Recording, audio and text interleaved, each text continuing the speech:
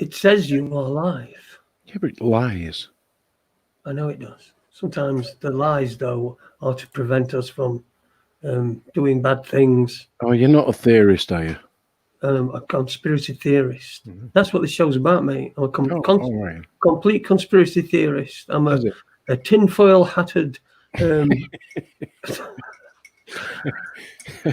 No, I burnt that with my bra.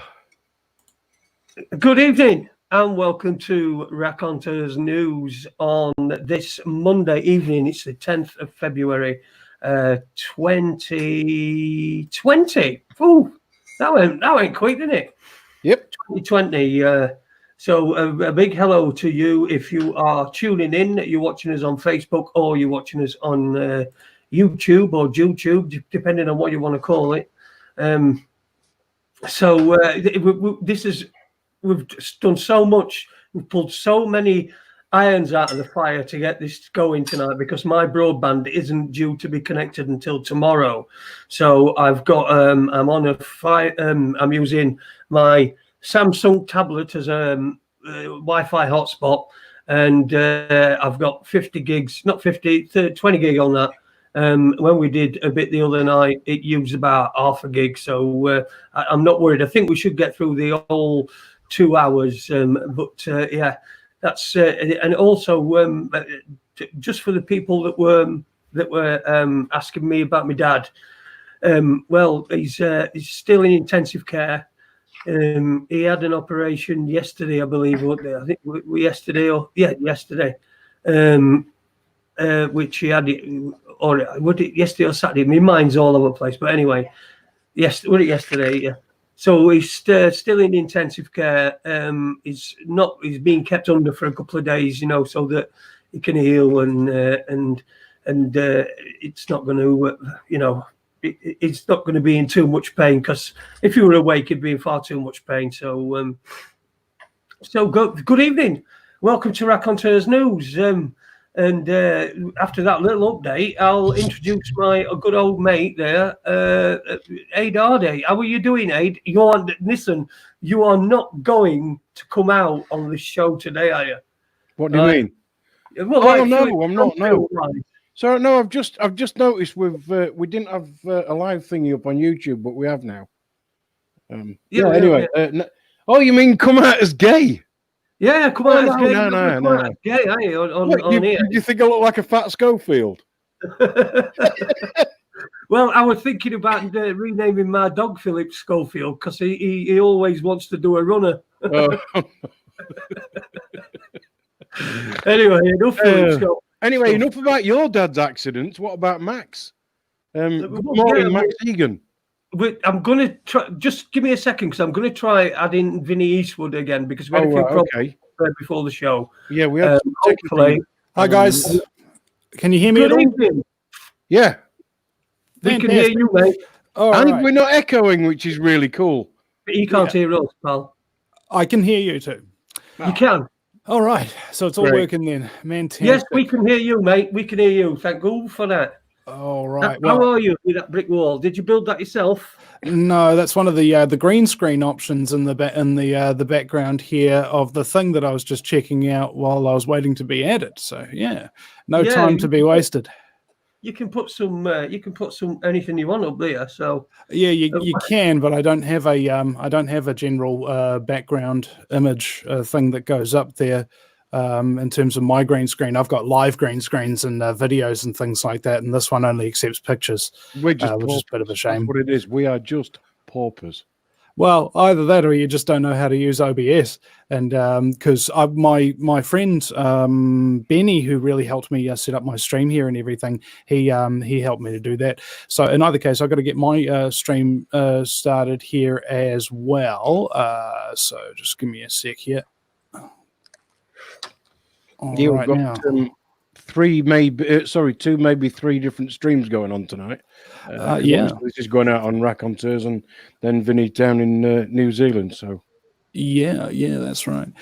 Of course, I have a number of different settings and things like that going on simultaneously. So I do need to take a moment just to set up here. We're already live on your end, though, aren't we, guys? Yes, we are. Yeah, we're live for. Well, while you're doing that, then Vinny, I'd hate to appear professional. So, all right, that's cool. Cool. Right. Well, like I said, welcome to Raconteurs News. As you can see, our guests this evening are Max Igan and Vinny Eastwood, and we were going to be the last show before Max flew out to Acapulco, but that's not going to happen. We're going to get him to, when he's back, if he's done his cup of tea, and get him to explain why he's not going to be going there. What's going on with I'm here, brother. Oh yeah, you're here. All right, Max. So why don't you explain to everybody why you're not going to be at Acapulco this coming week? Well, I slipped on my wet steps 2 days ago when I was walking down to get my washing, which I was washing today to Acapulco. I slipped on the steps and landed on my ankle and sprained my ankle, broke my foot, broke 2 bones in the top of 2 bones in the bottom of my foot, and fractured 2 bones in the top of my foot. Pulled all my ligaments, twisted my ankle, and yeah, I've got to go back to hospital in a week to see if they need to put some screws in the bottom of my foot to hold it back together. It's all been kind of pulled apart. So it was a pretty bad sprain. It was a pretty bad little trip down the stairs. So, and at the moment, even if I hadn't done that, it's been raining all night and the creek's flooded, so I can't get off the property anyway. Interesting how that works. So yeah, a whole bunch of stuff has conspired to keep me here, and here I am, and here I will be for the next 6 weeks until this foot heals. Oh my God, man! God, you could have just said no. I don't want to go to Acapulco. Yeah, I could have just said no, I don't want to go. I can think of easier ways of getting out of going to Mexico, you know. But I actually was kind of looking forward to it. I mean, I wanted to see all my friends, and my intuition was telling me I shouldn't travel, but I was going to anyway. A lot of people were warning me, saying we just don't feel comfortable about traveling this year, Max. You should stay home this year. But I went, no, I'm going to persevere. I'm not going to let people down. I've got 3 or 4 gigs booked. I'm not going to be letting people down, you know. And then when I'd made up my mind that you're not going to be keeping me back, I'm leaving. That's it. Bang, slip on the steps, break your foot. Creek floods, you know, I don't know what else will go on. Maybe we'll have lightning strikes and fire from brimstone and stuff today, so who knows. But whatever's happening, they certainly don't seem to want me to go to Mexico, so here I am, yeah. Well, everybody, Acapulco's loss is our gain, because otherwise we couldn't have had you on. You'd have been disappearing on a train, wouldn't you? So their I would have had to have left in an hour. Yeah, I would have had to have left in 1 hour from now and run off to the train. But yeah, it's a shame. I mean, I would have liked it, but anyway. We've got a lot of people on Facebook, and we've got a load of people on YouTube. Plus, we've got all Vinny's team along as well. We've got 36 watching on one stream and 10 watching on the other. And basically, Max, there's loads of info that we'd love to get out of you. And Jason's the man for that, because I think he's spent quite a bit of time watching the stuff that's been happening to you in the past few weeks, and then how it's sort of gone on from there. And I know Jason's got some probey questions for you. So well, no, not really probey. First of all, everybody, I don't want you to go through.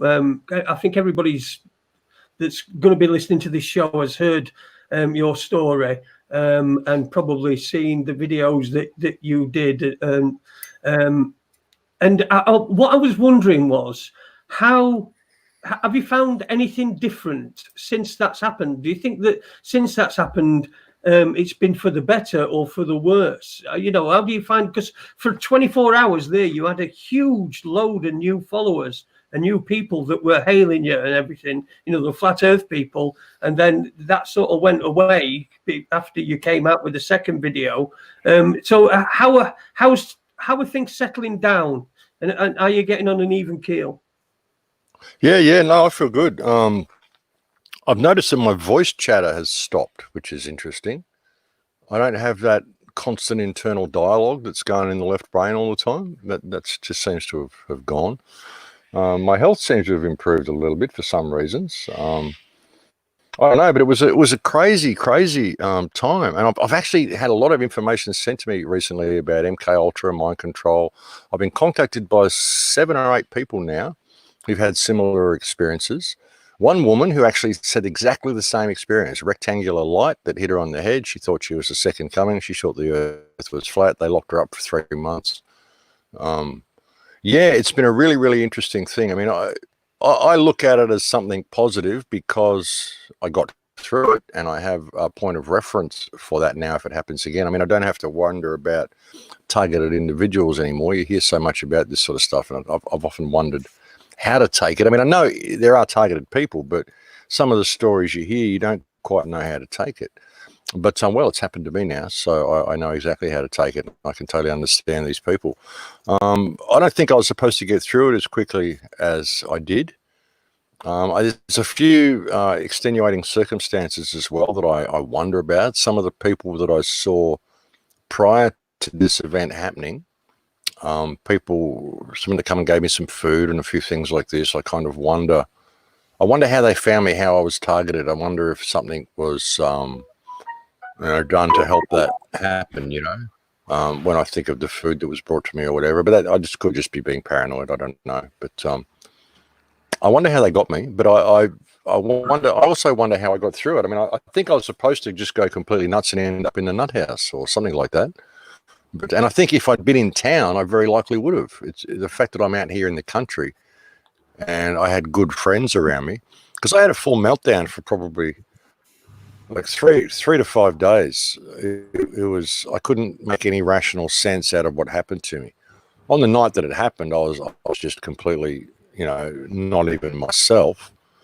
And the second night, I had a night of complete horror, and just horror. Just as soon as I lay in bed, I just felt horror, just through my body.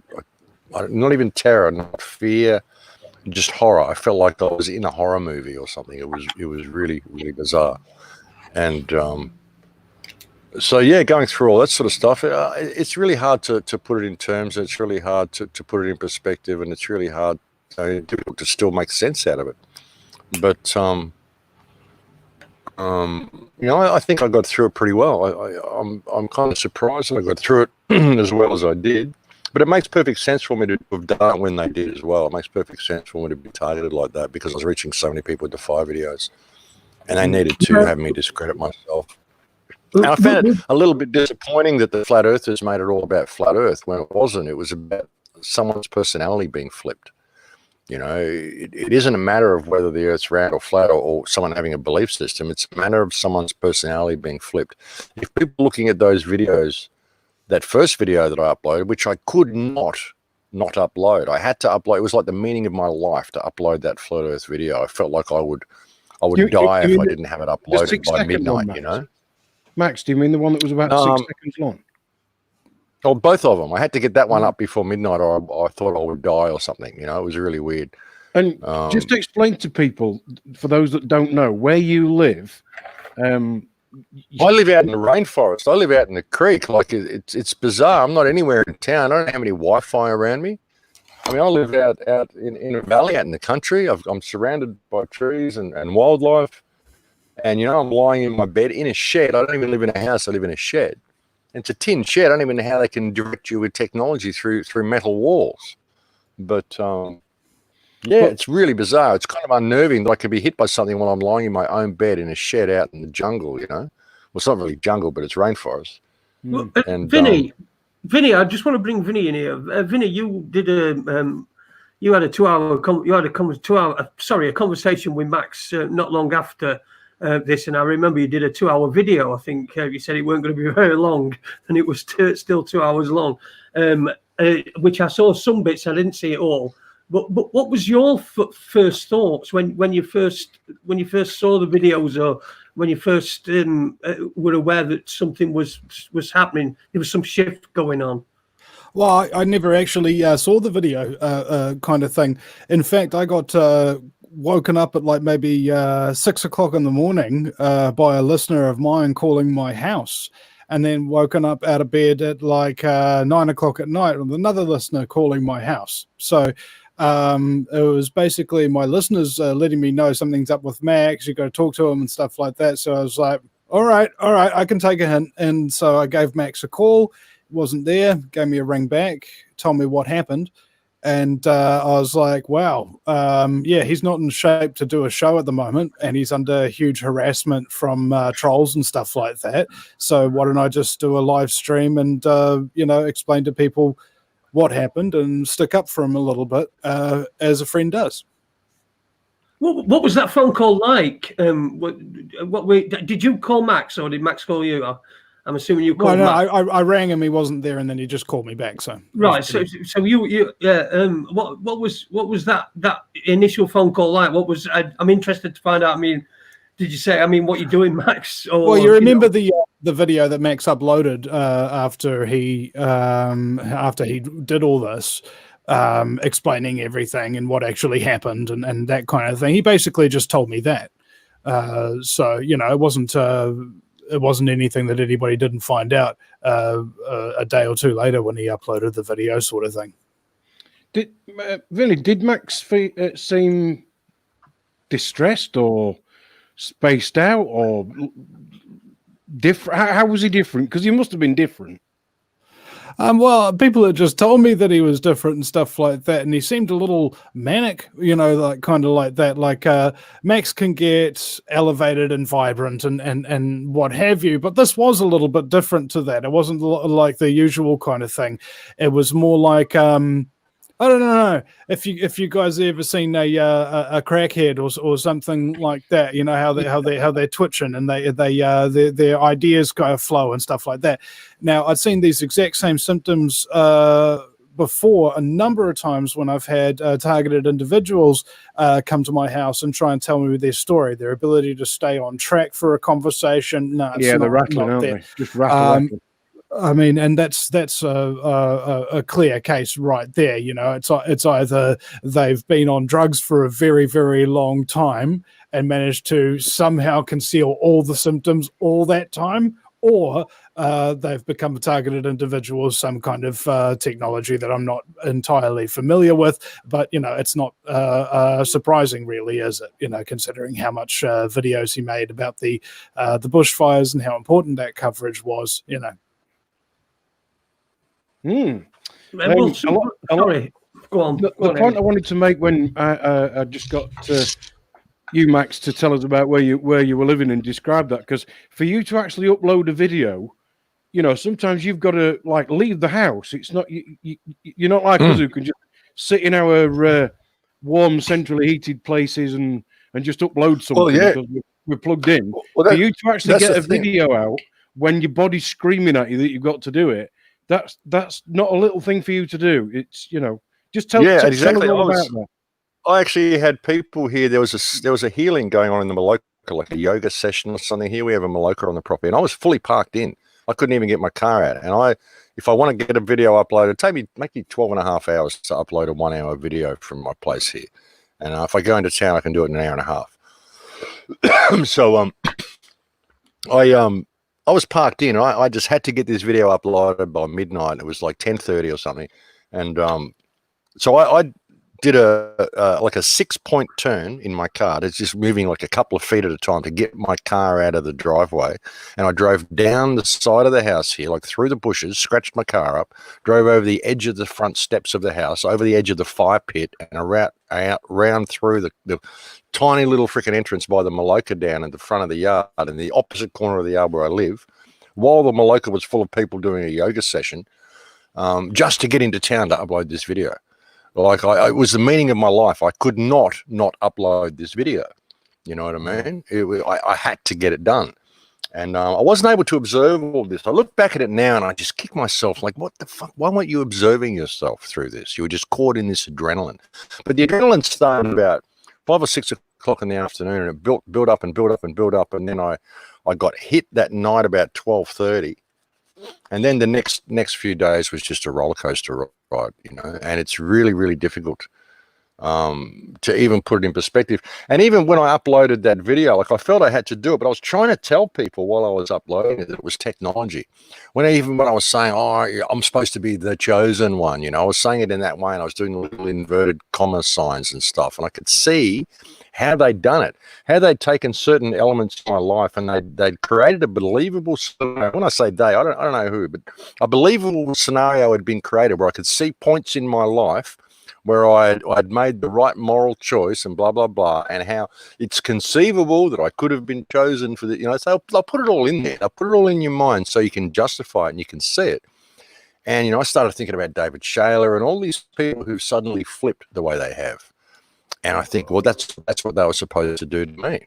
And it didn't work. I mean, I flipped for a little while, but it just didn't take. A lot of it, I use a medicine all the time here called Hrape, which is a shamanic snuff, which I use. It's a Mapuche tobacco and ash type thing. And it's used to protect and decalcify your pineal gland. And I use that every day. And I wonder whether that was some form of protection against this attack. I mean, out of all the shamanic medicines I've done, I've kind of let them all go by the wayside. I haven't drank ayahuasca in many years and all this sort of stuff. But the snuff, I like it. I still continue to use it every day. And I just wonder whether that is one of the things to help me get through, because this light hit me on the forehead. So it's obviously through my pineal. And I'm using this stuff specifically designed to protect and heal your pineal gland. So perhaps that had something to do with it. I don't know. But I mean, trying to come to terms with it and figure it out. And people say, you know, who is they? I don't know who they is. People have asked me, was this aliens? Was it the government? Was it this? Was it that? I have no clue. I have no clue where this came from. I'd like to know what sort of a light you can actually see descending, because I could literally see the end of the beam descending. It wasn't like, you know, you switch on a beam and suddenly it's there. I could literally see this flat end of this beam heading down towards my forehead. It took about a second to come down from the roof and hit me on the head. Sat there for about a second, then took about a second to go away. It was about 3 seconds, the whole thing. And yeah, it's like nothing I've ever experienced. And a lot of people have said to me, oh, yeah, you were having a DMT thing. We're giving you opportunities to say something more plausible. Well, you know, it's what it is. You're giving me an opportunity to lie, in other words. Well, I'm not going to lie. What I saw was what I saw, and what I experienced was what I experienced. And I'm not prepared to say it was something else, because it wasn't. So, yeah, I mean, but what it was and what it was all about, I have no clue. But really, in myself, I can only see, because of the way I've been able to process it and kind of calmly observe it, I can only see positive things in my life from it. And even now with the target individuals and these sort of people, it's giving me a wider perspective that I didn't have before anyway. Max, I just wanted to just explain it to a couple of people in the chat room. A few people have been saying, oh, you know, why won't you show your face and blah, blah, blah. We were talking about how long it takes Max to upload videos. He's like got no Wi-Fi, can't plug in, so he's just on like 4G. And it's really narrow, and there's just not enough bandwidth for Max to try video, because we tried. And it just, I can turn my camera on if you want, but it'll be all pixely. I might get dropped off the stream. Let's try it, Max. Yeah, give it a quick go. Let's try it. Let's see if I can put it on and see what happens. A YouTube first. Yeah.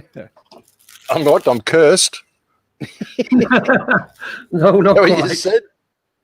No, I said a YouTube first.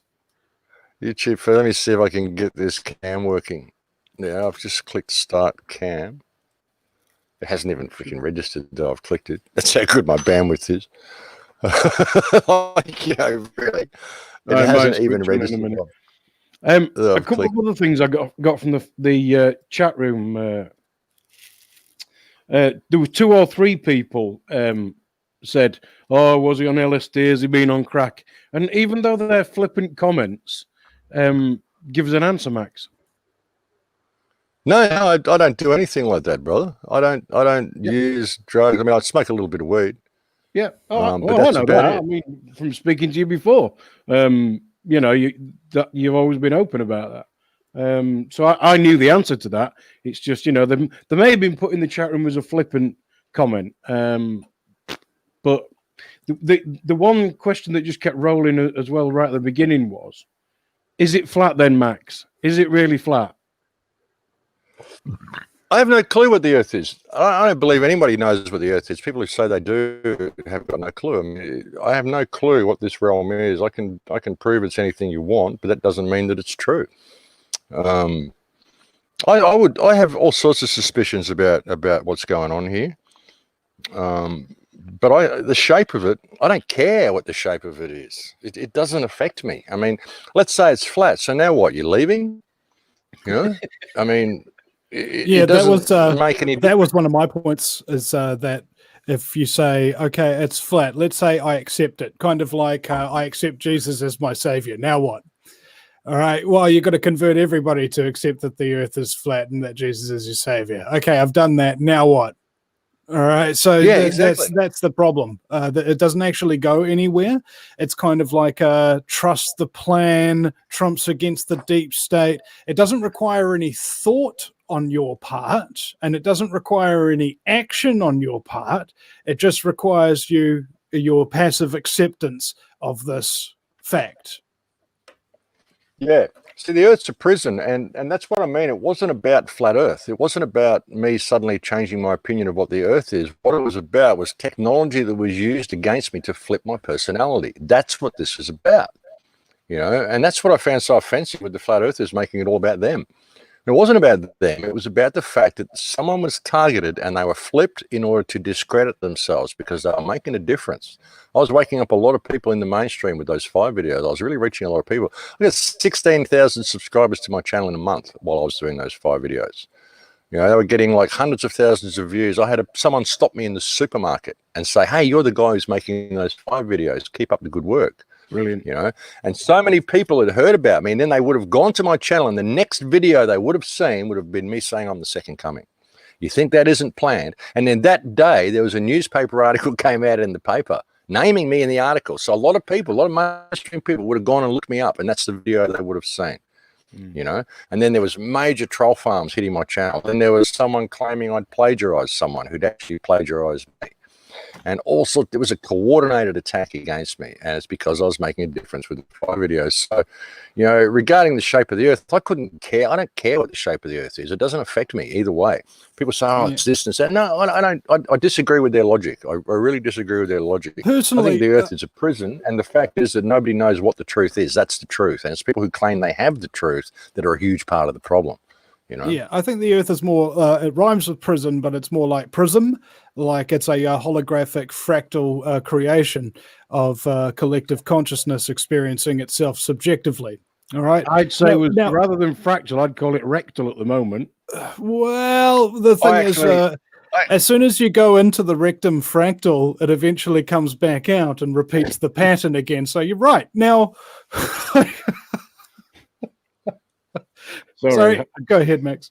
I think everything I got in that experience I had the other day actually really lends credence to the concept that this is a holographic virtual world simulation that we're in, because something that I got through that experience was I almost caught a glimpse of a room, like in that light that it was coming down. It was almost like it was an interface from a high, almost like my body is an avatar, and whoever is operating this avatar was accessing me, like whether it's me, whether it's my higher self, or, you know, what if this is a place we send avatars down to test our styles or give ourselves an exam or whatever? What if we're at school here?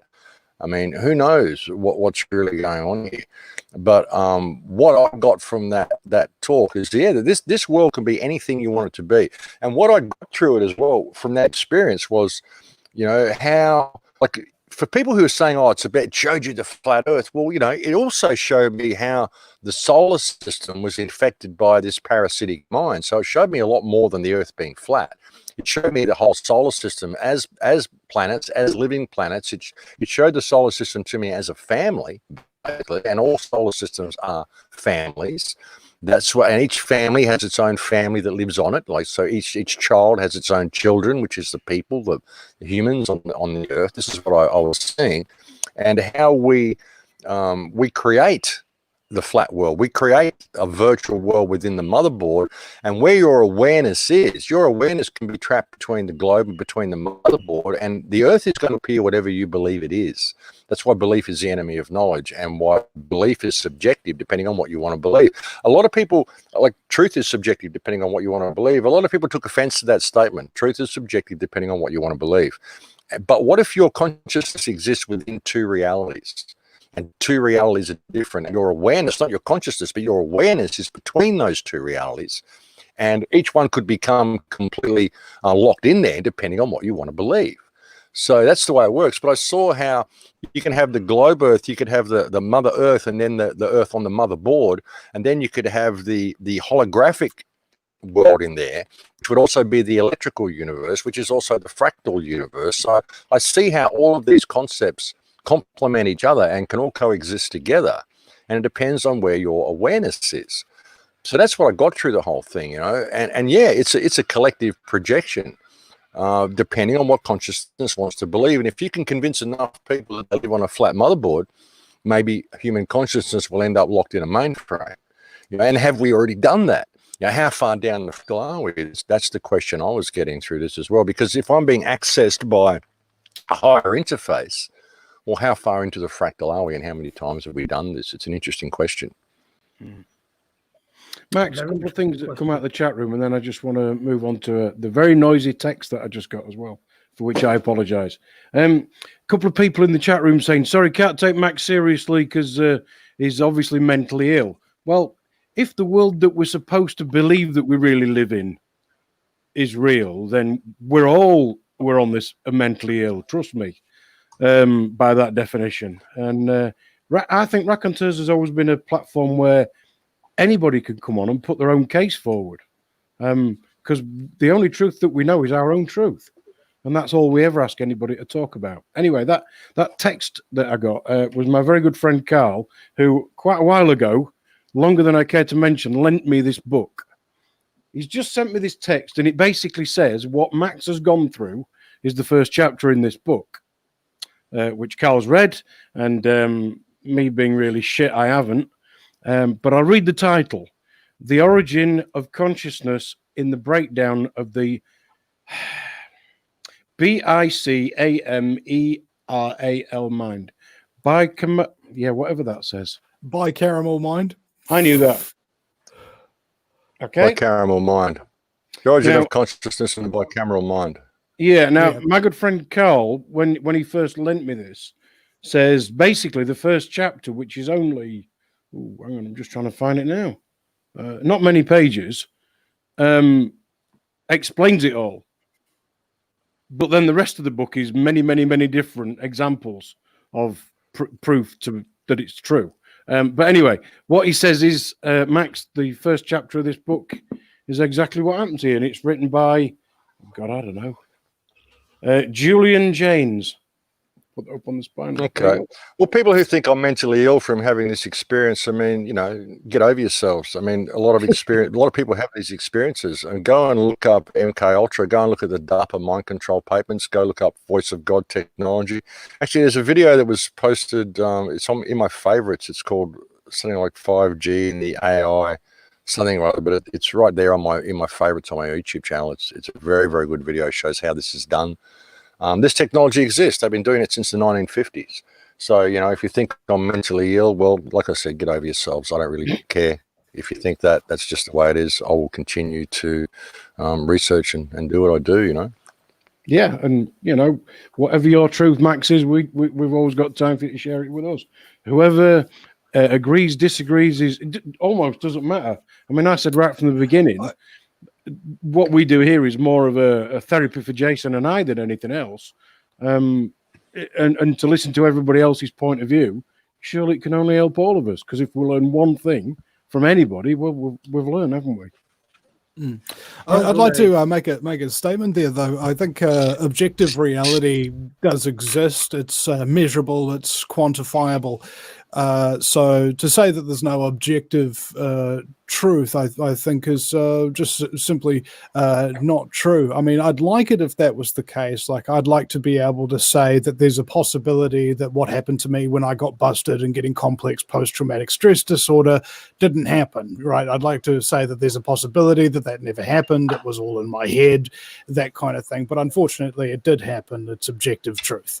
So that's the thing about the ego, is that it doesn't like objective truth. We always like to think of ourselves as smarter than we are, as better people than we are, and we like to see ourselves as more correct than we actually are. And I think it's very important to know that we don't know it all, and that we can be wrong, and that there are objective rules that are universal. Basically, that no matter how much you want to believe something else, facts exist, and there's nothing you can do about that. Facts are kind of like Donald Trump. They exist, and they don't care about you. Oh, I love it. I wondered when we were going to get his first laugh. I love his He doesn't laugh. take long, does he? He's like he's an evil genius. I'll tell you what, though, I'm going to do on his channel what he would never do on ours. I'm going to say the word fuck. Anyway, carry on. Sorry. Yeah. Go. Sorry, Vinny. I don't want to get. I've just got a question that I've got to ask, and this is from Super Leeds, and he asked me to ask this earlier on. He texted me and says, "Can you ask this?" So, do you like Coke or Pepsi Max? No, not particularly. I haven't drank anything like that for ages. Sorry. One, it's a shit joke, and two, Max said exactly the right answer, which is even if he did get it, just to completely ignore it. Yeah, I don't drink either, so you know. Oh dear. Right. Anyway, let's say hello to some of the people in the chat room. We've got Vinny in there, Rodent Town, Galaxian. Yeah, he's in there as Ron Malcolm, Super Leeds, lol. He's the only person laughing at that joke, and that's because he sent it me by text this afternoon and said, "Can you just ask what do you like Coke or Pepsi Max?" So that's Super Leeds, and you know I can never ever resist when somebody dares me to do something. So yeah. So where are we at then? Here we go. We've got a question to the panel. Let's have a look at this. See what this says. What to think about people being diagnosed with schizophrenia? Is it an illness, or is it caused by outer causes, or a combo of something in between? Now, this is something that I had a conversation with my mum about. Not that many years ago, a couple of years ago, because my grandmother on my mother's side, she had schizophrenia. And I said to my mother, I mean, how do we know it weren't the radio that were talking to her? How do we know that someone's not told her this, or how do we know that it's an illness and that it's something that it could be somebody actually talking to them? Mm. Because I remember my grandmother. She went really quickly. She was first of all she was okay. Well, schizophrenia can be induced as well. Yeah, I believe that. She was to tell. Schizophrenia can be induced through trauma, your family, mind control, all sorts of stuff. I mean, there can be all sorts of reasons for it. I want to elucidate on one of those actually that I learned about recently. I can't see anybody. Am I still on the stream? Yeah, yeah, we can hear you. I was just saying that schizophrenia can be caused by your family. What happens with your mind, the way it makes sense of the world and all of that kind of thing, is you will be treated a certain way. There'll be rules, and they will be basically solid. That's how you maintain your sanity. There's some sort of things that you understand, and they're solid, and you can live within those rules. Now, let's say, for example, you're a changed person, and your family thinks you're not a changed person, and no matter what you do, they keep treating you the same way as if you weren't the person you are. That can cause schizophrenia because you don't know what you're doing wrong, and it can just drive you nuts. So I thought that was an interesting discovery. Mm. And LSD. Well, one can only hope. I mean, Well, we know they use the mental health system's used anyway, don't we? We know that, like Max said, if he were in town, he probably would have been carted off to a nut house, and then would have had, a right kerfuffle going on the internet because there were enough speculation, particularly on Facebook, that he'd been arrested, and we seem to have lost him. He'll be back. He'll just come back on the call. He's must be resetting. Yeah, as I've said before, if you had a guy wandering up and down the town, hi Max, if you've got a guy wandering around the town mumbling to himself, yeah, mate, yeah, you're good, mate. If you had a guy wandering around the town mumbling to himself, he'd get arrested and locked up for being mentally ill. If you had that same guy mumbling to himself walking around a Buddhist temple, nobody would say anything to him. Well, yeah, that's because religion is a great place for mentally ill people to hide, and pedophiles. But great analogy, Aid. I've got to say.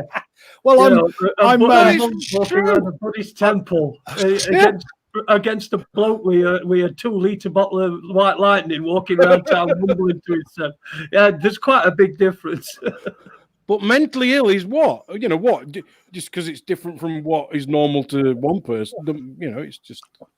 I mean, if somebody's violently mentally ill, that's different because they're going to hurt somebody else or themselves. That's different. Yeah. It's all good. But if nobody's hurting anybody, you have to say that somebody's mental. Yeah. I don't know whether it's round or flat because I can't go and have a look. Yeah. But if somebody decided I was mentally ill just because I thought one way or the other, that's only their opinion. I'm not hurting anybody. But if there's risk to body or, then that's different. Yeah. Well, right now, it's considered a mental illness if you think that government is not that great. All right. There's so many things that are just basically being turned into mental illnesses because the establishment just doesn't want to deal with them.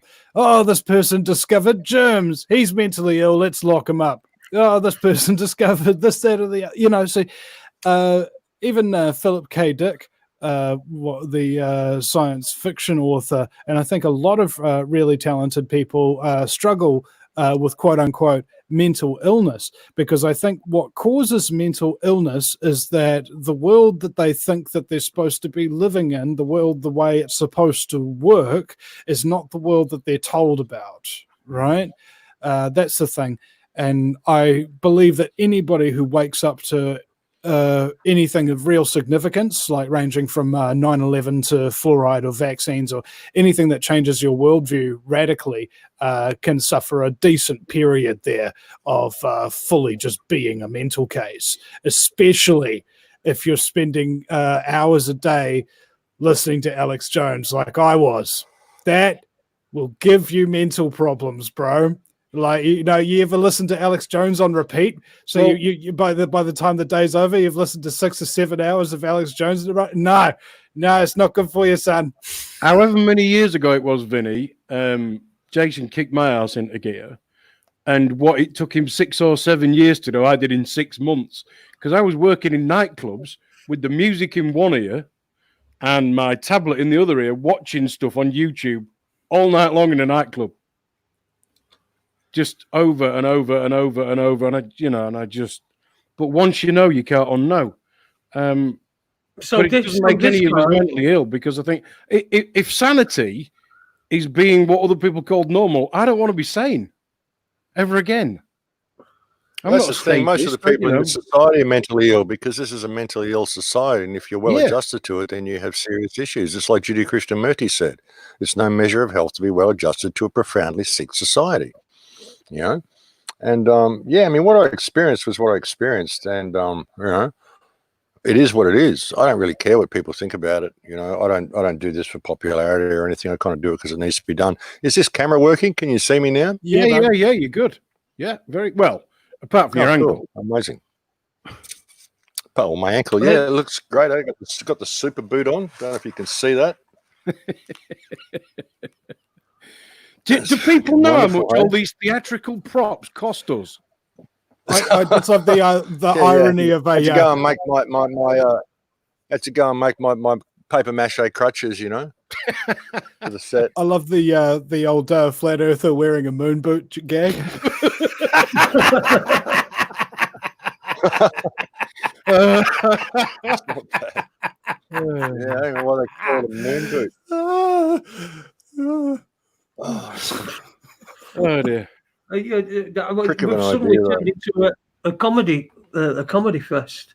Well, no, I always said that what I loved about what we do is that it's like we're just having a chat in a pub or a bar over a couple of beers, and there's just all these other people in the background chattering away between themselves, but they're talking about what we're talking about, kind of. And I think it's why it sort of works. And one of the things which we are getting from Max tonight, what he obviously couldn't do on his own and hasn't been done before, is that we're just getting the light-hearted but genuine view with the hindsight of 2020 hindsight. Yeah, 2020. Well, hindsight. this is the year for it. Yeah. It was a really shit. Well, it's a weird thing too. I mean, even me doing a show just explaining what happened, I don't know how to explain it. I think it's better trying to hash it out in a conversation like this, because I'm still trying to process it, but I'm still trying to figure it out, you know. I had a really good conversation with Kev Baker about it the other day, actually. And that was the first time I'd spoken about it. But I mean, I don't know what to say. I mean, people, like I said, people make it all about, oh, well, what is it, round or flat? You know, for fuck's sake, it's not about that. What it's about is a person's personality being flipped, and that they have the technology and the ability to do that. You know, that's what it's about. So, yeah, it's been an interesting thing. But like I said, I've got a lot of clarity through it. And I almost would like it to happen again, because I could observe it now, you know.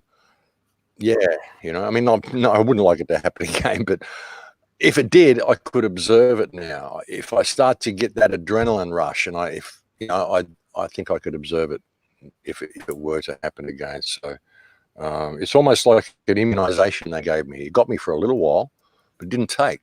I think I was supposed to flip completely. I was supposed to be in a nut house now, walking around saying I'm Jesus and I'm the second coming and all this sort of stuff. I was supposed to be a completely different person to what I am now. Yeah. And so yeah, I kind of it feels like they just gave me an inoculation against this technology. So I'm looking at it as a positive thing, you know. Yeah, listen. What I wanted to ask you, which I've not seen anywhere else, but you did say in that first video that you're going to reveal your real name, and that Max Igan wasn't your real name. Can you just clear that up? Well, I said that in my on my website in 2007. I posted up there that Max Igan is a nom de plume. Max is my middle name. Egan is my son's middle name. I took on the name Max Igan out of respect for my uncle, who was a war hero. And I just used that as a nom de plume. I used that when I wrote my book, and then I figured I'd use it for the new movie that I made, and I didn't expect anyone to watch it. And then I got offered a gig on the radio, so that just became my name. It's a nom de plume, but everyone's called me Max for most of my life anyway. Max is my middle name. I don't use my first name.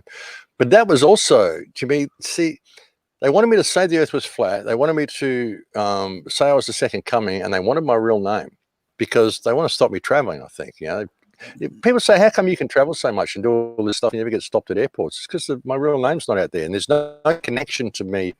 My real name has no online personality whatsoever, and Max Igan has no real world connections whatsoever. And I don't have any electricity accounts in my name, no rental agreements, no anything. The only connection I have to the real world is a driver's license, a car registration, and a passport. That's it. And it's a weird thing, and I never planned it that way. It's just kind of happened. Because when I wrote that book, the Max Igan, I just used that because it was kind of fun. I did it out of a tribute to my son and my uncle, so I thought it would be fun to do that. You know, I never expected that I would be doing what I'm doing now when I wrote that book. I just did that because my wife had left me and taken everything I owned, and I was like in a completely terrible state, and the only thing I had to keep me sane, I just lost all my music, all this sort of stuff had happened to me.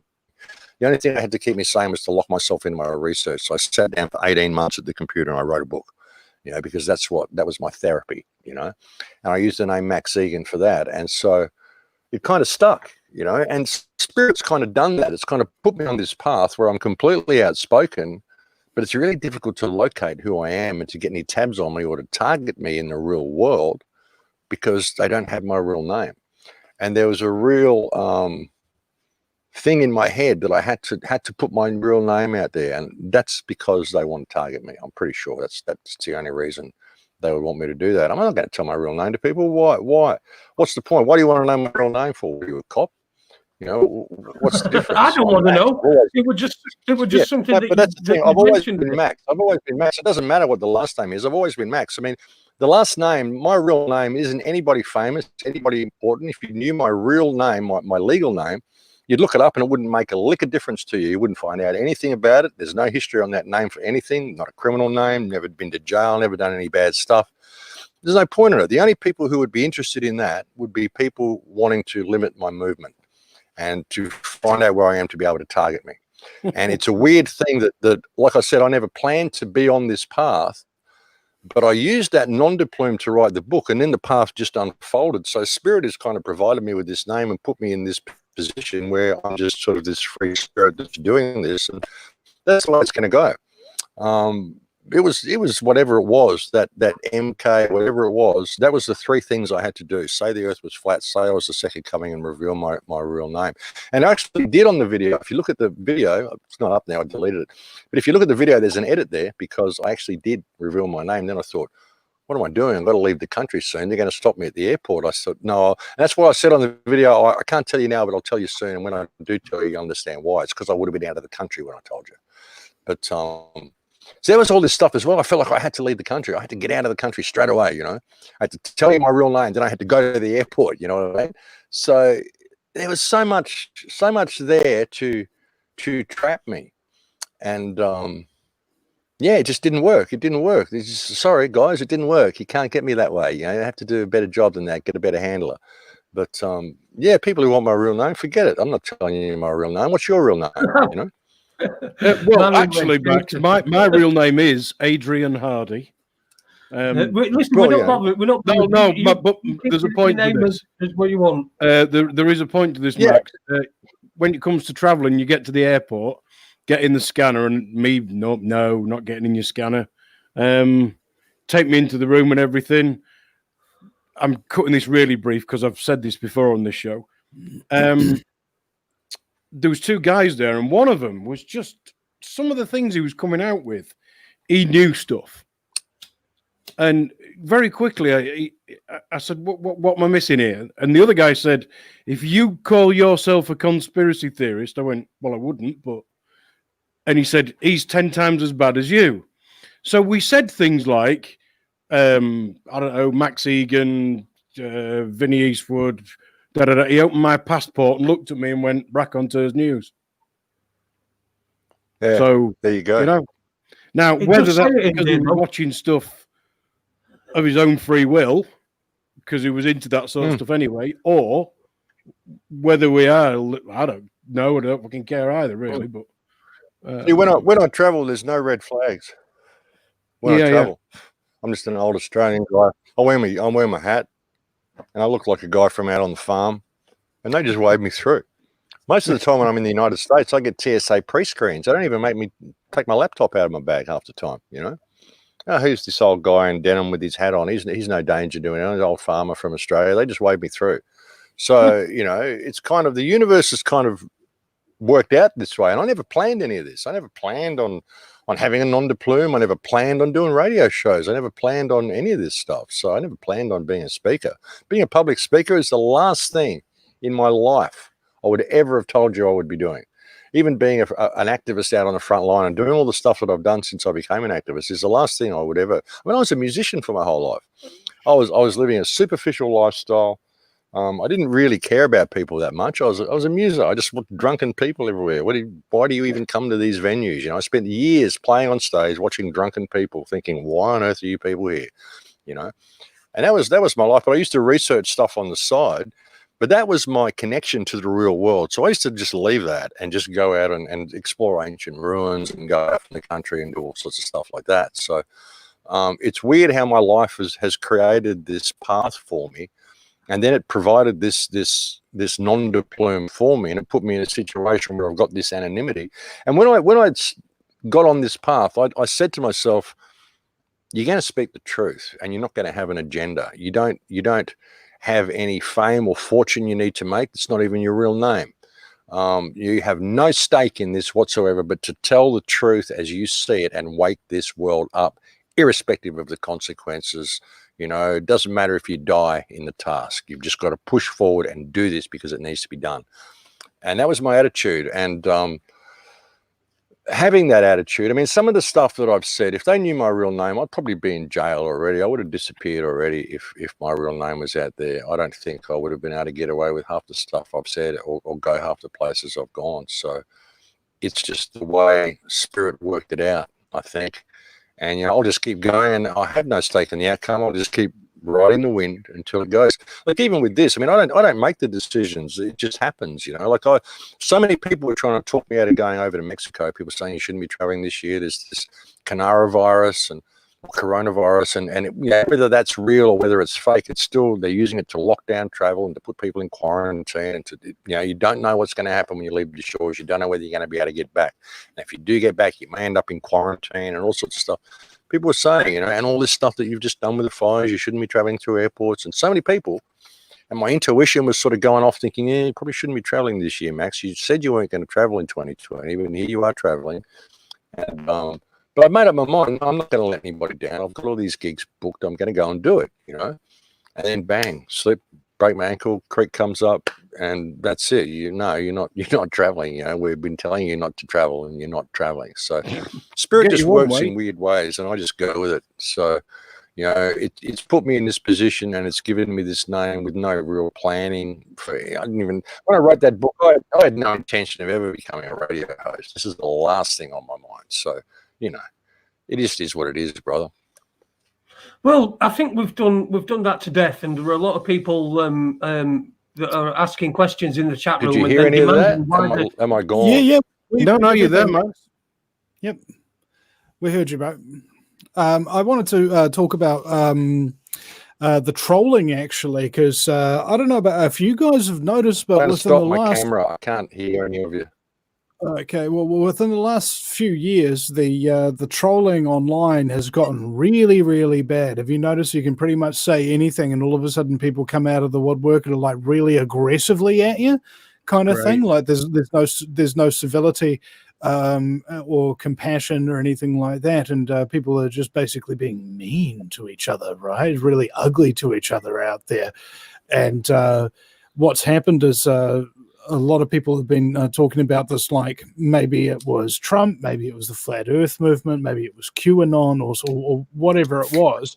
But now we used to have this thing called the 9/11 Truth Movement, and that's just been gone. We used to have this objective alternative media, gone. And now everybody's at each other's throats all the time. And being really mean in the chat rooms and comment sections and things like that. I mean, I'm chicken, so whenever I see comments like that, and block, and I never see them again, so it's all good. But still, and all, we've got to be a little bit nicer to each other, I think, because you know, even Max's stint here has really highlighted the fact that if you do something online nowadays, people can just turn on you in an instant and really harass you. So it's scary times, man. And if that's how it is online, goodness knows what it's like in the street. Well, Apple Charlotte's just Apple Charlotte's just put in the chat room, why does having a different opinion equal trolling? Just a sec, let me just get rest of this one. And no, you cannot just say anything according to people like Vinny. It's apparently we are all censored. Which one is it? So according to you, Vinny, we can't say anything. And what does when did I say that we can't say anything? Like, how am I on the show right now if we can't say anything? Like, did I say that I can't say anything? What is this person retarded? Can't read? Can't listen? Well, can't think? What is which one is it? Why can't you think? Why can't you read? Why can't you listen?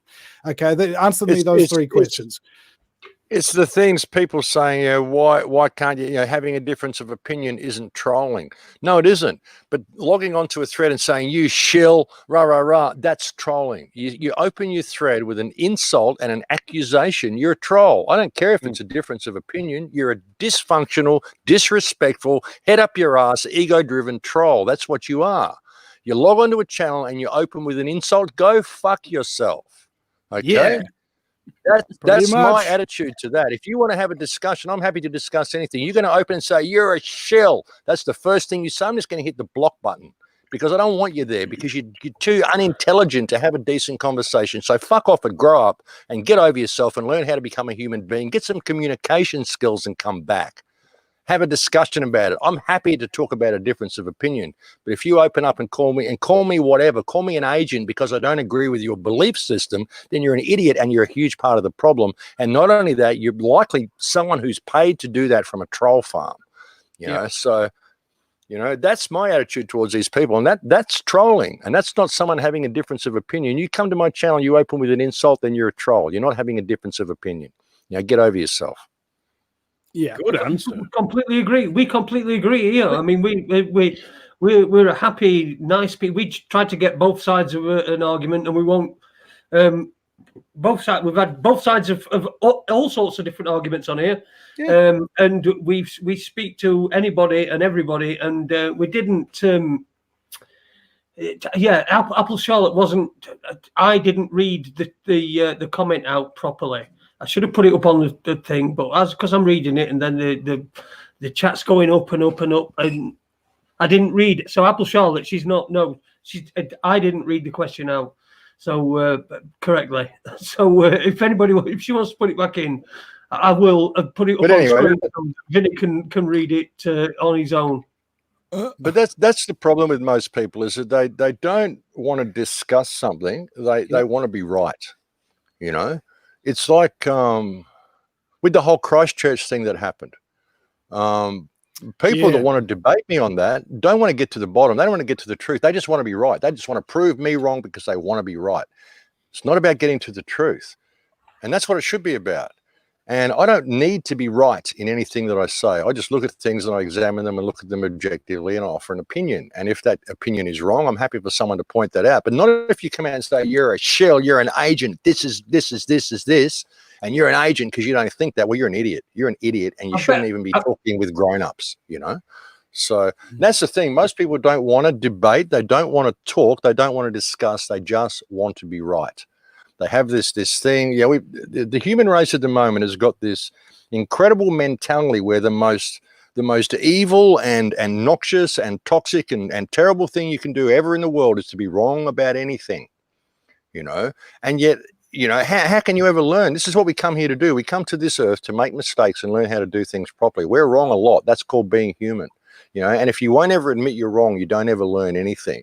And for people to just dismiss you and just throw you away, you might have done 10, 12, 15 years of really good work. You get one sentence wrong and people say, well, I disagree with you on that one single point. So now I'm going to throw everything you've done away. And it's simply their belief system getting in the way. It's crazy. That's not debating. That's not working out what the truth is. That's someone being locked into a belief system and saying anybody who doesn't conform to my belief system must be the enemy.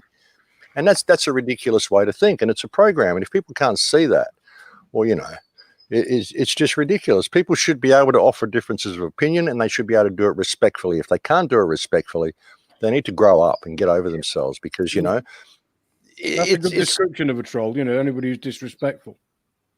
Well, yeah, absolutely. You can discuss things, but you don't have to be accusational when you do it and insulting and belittling when you do it.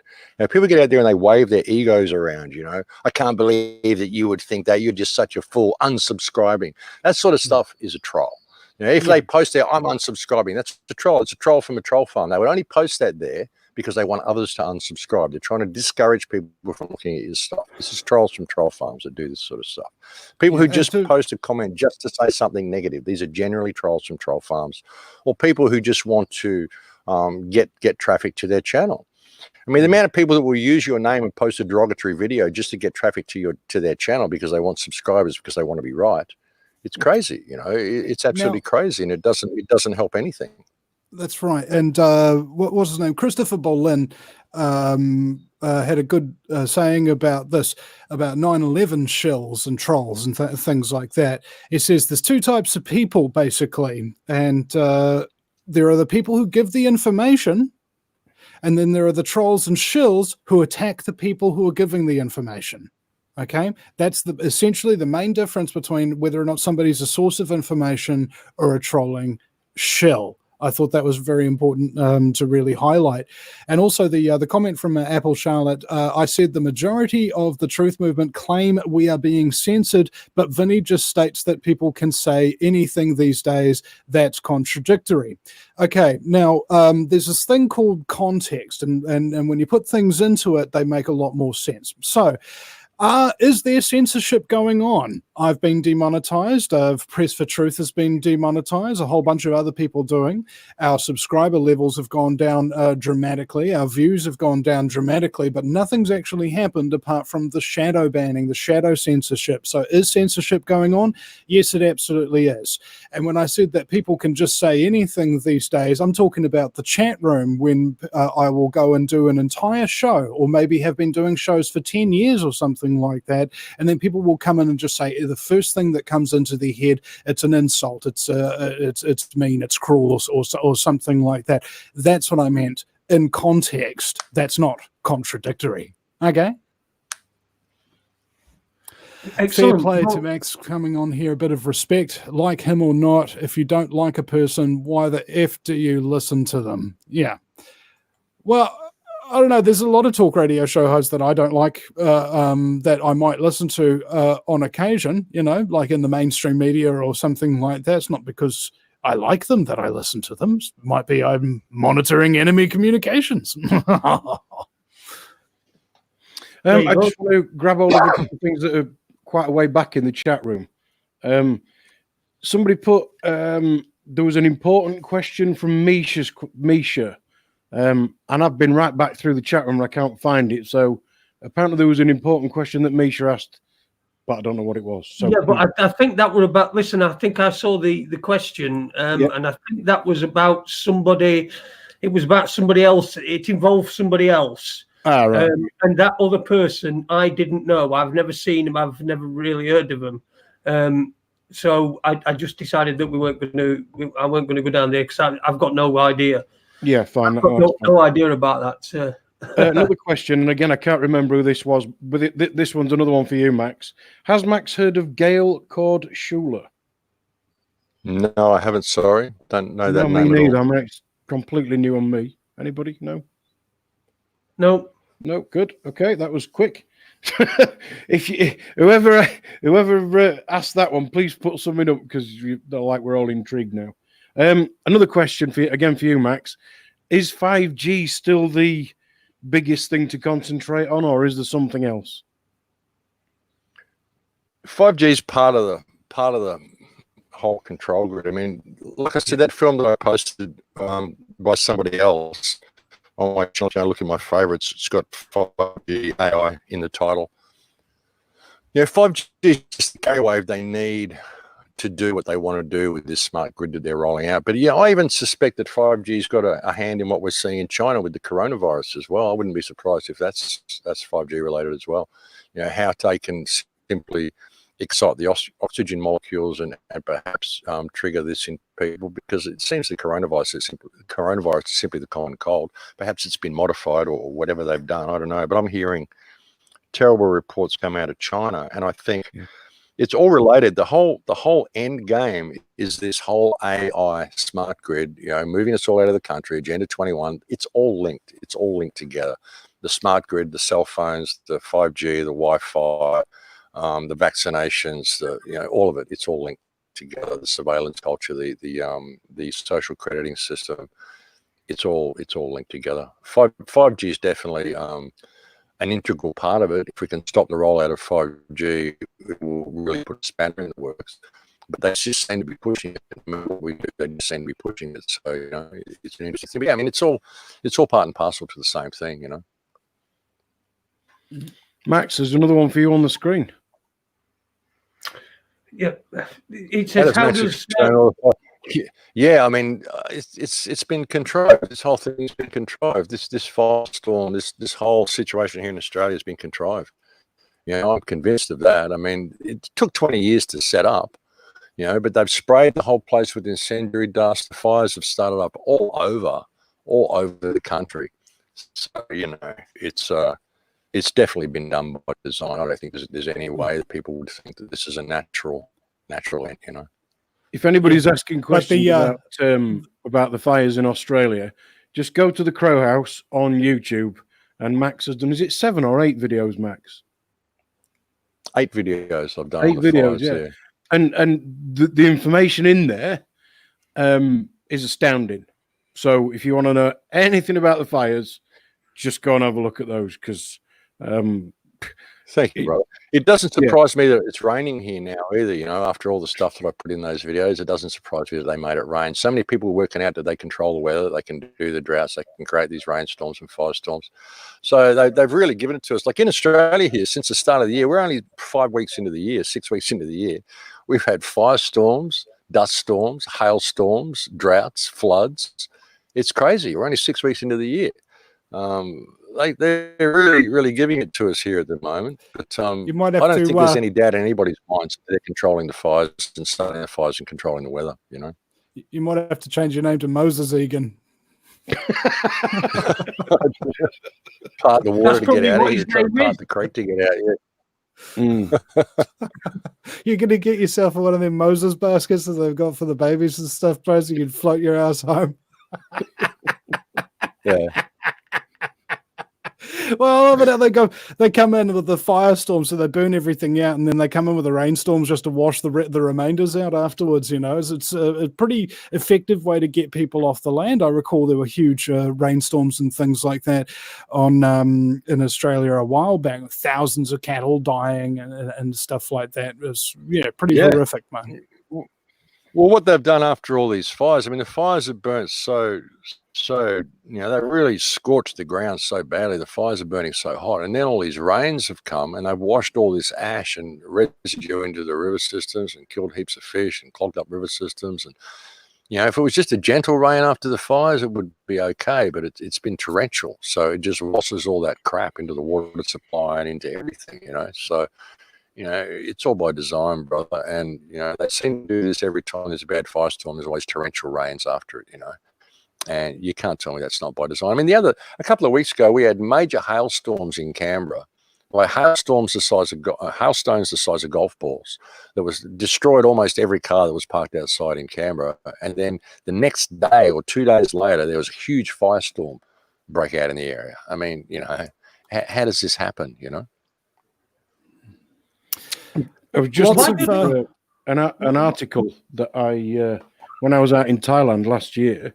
There was a front page article in English in the local newspaper all about how they were spraying the clouds to try and make it rain, and they'd succeeded so many % better than the year before or whatever. Yeah, it's good. Yeah, that was that thing in Phuket, weren't it? I was in Phuket. Times, that article you sent me. Yeah. A picture of where they were ordering more rain. Literally, the Thai government were ordering rain. Literally. Yeah, well, can we give you an order number? If you look at part 7 of that video on the fire series, I've got the guy from Acquiesce, the CEO of Acquiesce, which is a company, a rainmaking company, high-tech rainmaking. These guys made it snow in the United Arab Emirates in 2004 for the first time in history. They broke the drought in Kenya. They openly say this is how we broke the drought in Australia on Black Friday or Ash Wednesday. I think it was Black Friday. That's how they used to break the drought. They used this technology to break the drought, to stop the fires, put out the fires on Black Friday in Victoria. They say that in the report. So, I mean, they can control the weather. They can make it rain anywhere they want, anytime they want. They tell you how the technology works, how they can steer the clouds. They use it by affecting them electromagnetically. See, what they do is they seed the clouds with this is where the barium and aluminium and all the stuff, why it's in the spraying, because that's how they steer the clouds. They use it with the Doppler radars, and they can create high and low pressure systems, and they can steer the atmospheric streams. They've got machines out in the ocean. They can pump water vapor into the sky, and then they can steer it around where they want. And they tell you how they do it. They've been doing this since the 1960s. So, you know, it's there. They're quite open about it. So people who think they can't control the weather, I mean, you haven't done your research. They can absolutely control the weather. And they openly admit it. And there's companies you can hire to come and do this, you know. Watch part 7 of those 5 videos. It's all in that. It's all in that. Well, I was trying to get across the point to people is that there's only one thing you have to do if you want to find something wrong with it, all right? You have to look, all right? And the vast majority of people just won't look. I remember one time I was asked, you know, oh, Vinny, where are you getting that information? I'm like, mainstream news, the people's own website, their own memoirs. Why? Where are you getting your information from? Well, yeah, we go and read the patents, go and read the DARPA patents, go to the companies, go and look up Acquiesce, go and look at the high-tech weather company and see what they say on their own website. Go and listen to the CEO giving his lectures and saying the stuff that he says. Go and have a look at part 7 of those 5 videos. It's all on there. He's just right there telling you. He's on the news in Kenya telling them that he's there to break the drought. They're going to use this technology. And he tells you all the times they've done it. And there's an Australian guy, Australian company.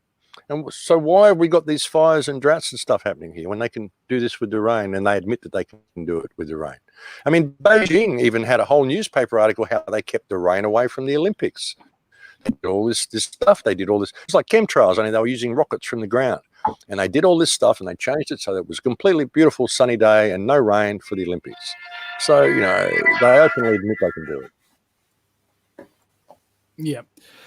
So it's a humdrum issue, essentially, at the end of the day. Chemtrails are real. Vaccines are bioweapons. Fluoride's a toxin. The mainstream media lies to you. All the politicians work for secret societies and Satanists. Get over it, folks. Do something about it.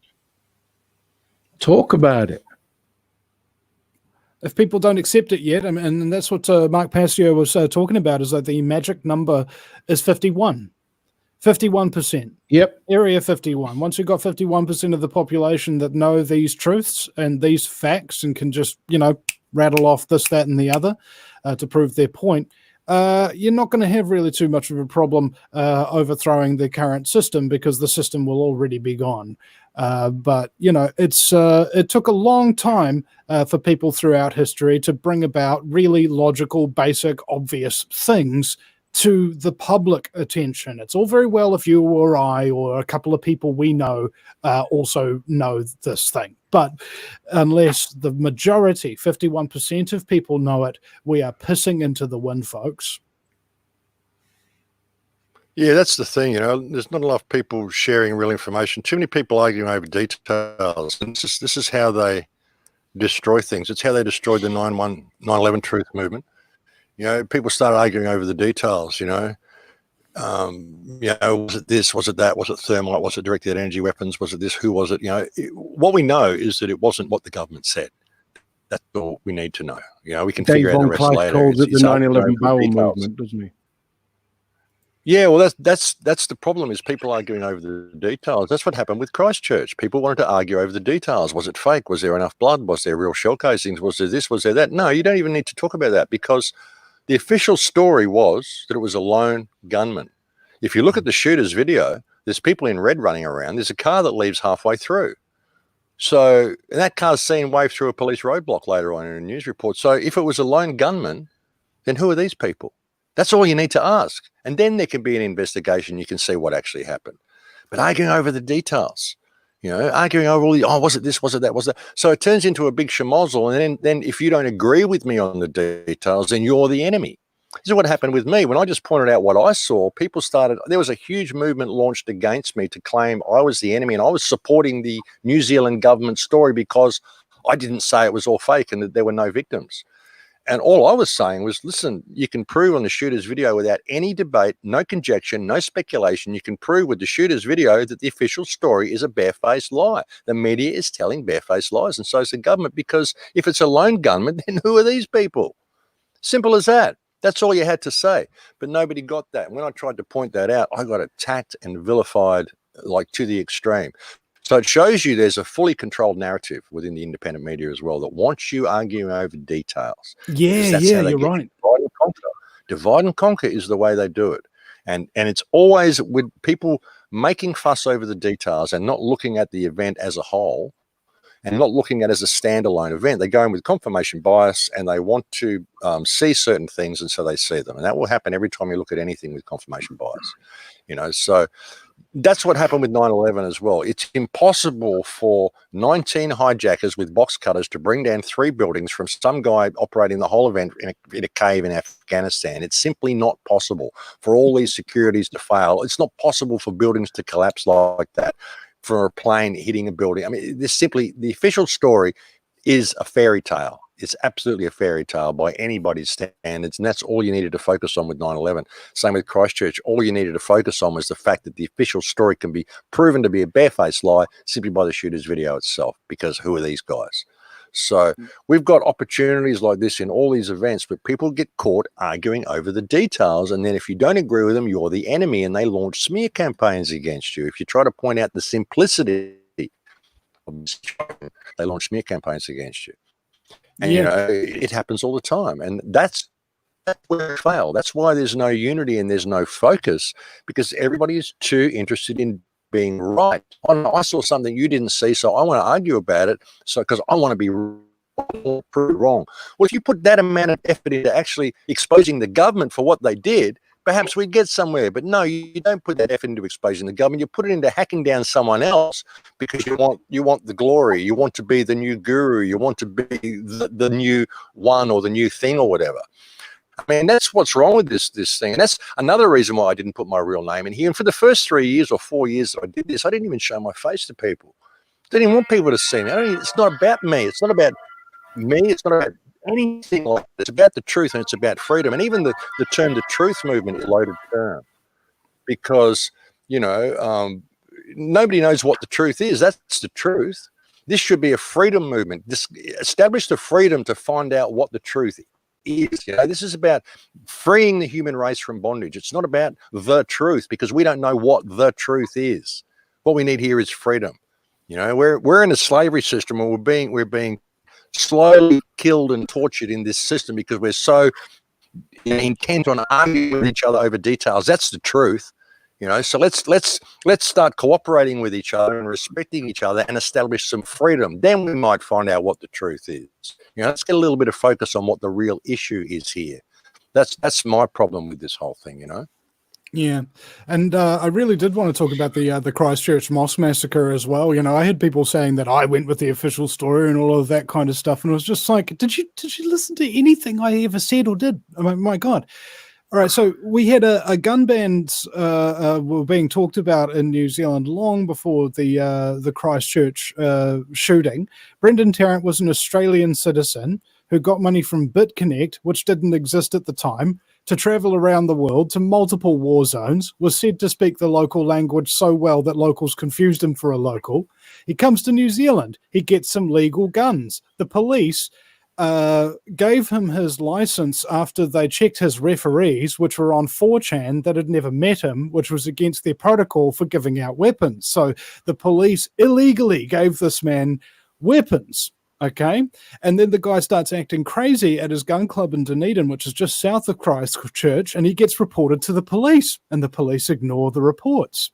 Then before the crisis happens, there's a terrorism conference in New Zealand held by Crisis X, who are experts about making videos of fake drills, including fake bodies and blood. Facebook then goes down for 2 days, and then it comes back up, and the very first live stream, basically, that's got everybody's attention is the Brendan Tarrant's Facebook live stream. There were drills on the day of the attack. The New Zealand Police Armed Offenders Squad, for example, were doing a drill on the day, and the Prime Minister was quoted as saying somebody in armed offenders, that's our SWAT team, garb, was seen walking into the mosque and opening fire. There was also a sniper drill on the day being conducted by foreign troops on New Zealand soil, and they were given shoot-to-kill orders. So we got foreign troops in New Zealand doing a drill, being given shoot-to-kill orders in response to this crisis. They made his manifesto, which is a declaration of war, by the way. If you're doing a manifesto, that's one of its meanings.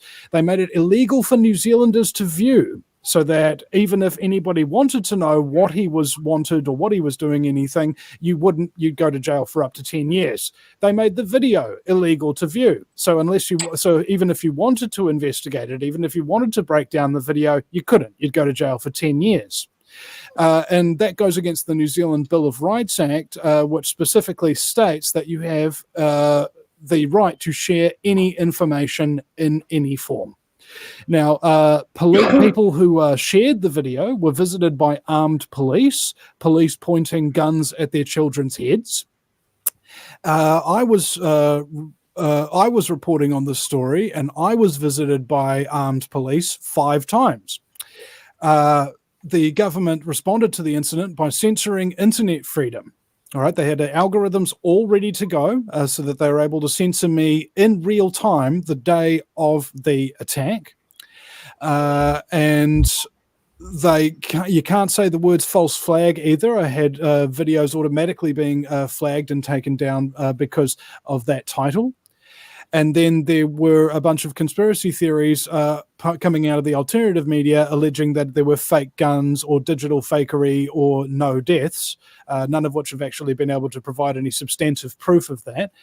And also the government, when they had a inquiry into this, when they said, okay, we're going to make a big inquiry, they decided they're going to make it a secret inquiry. So the public will not be able to know any of the details that the government doesn't want them to know.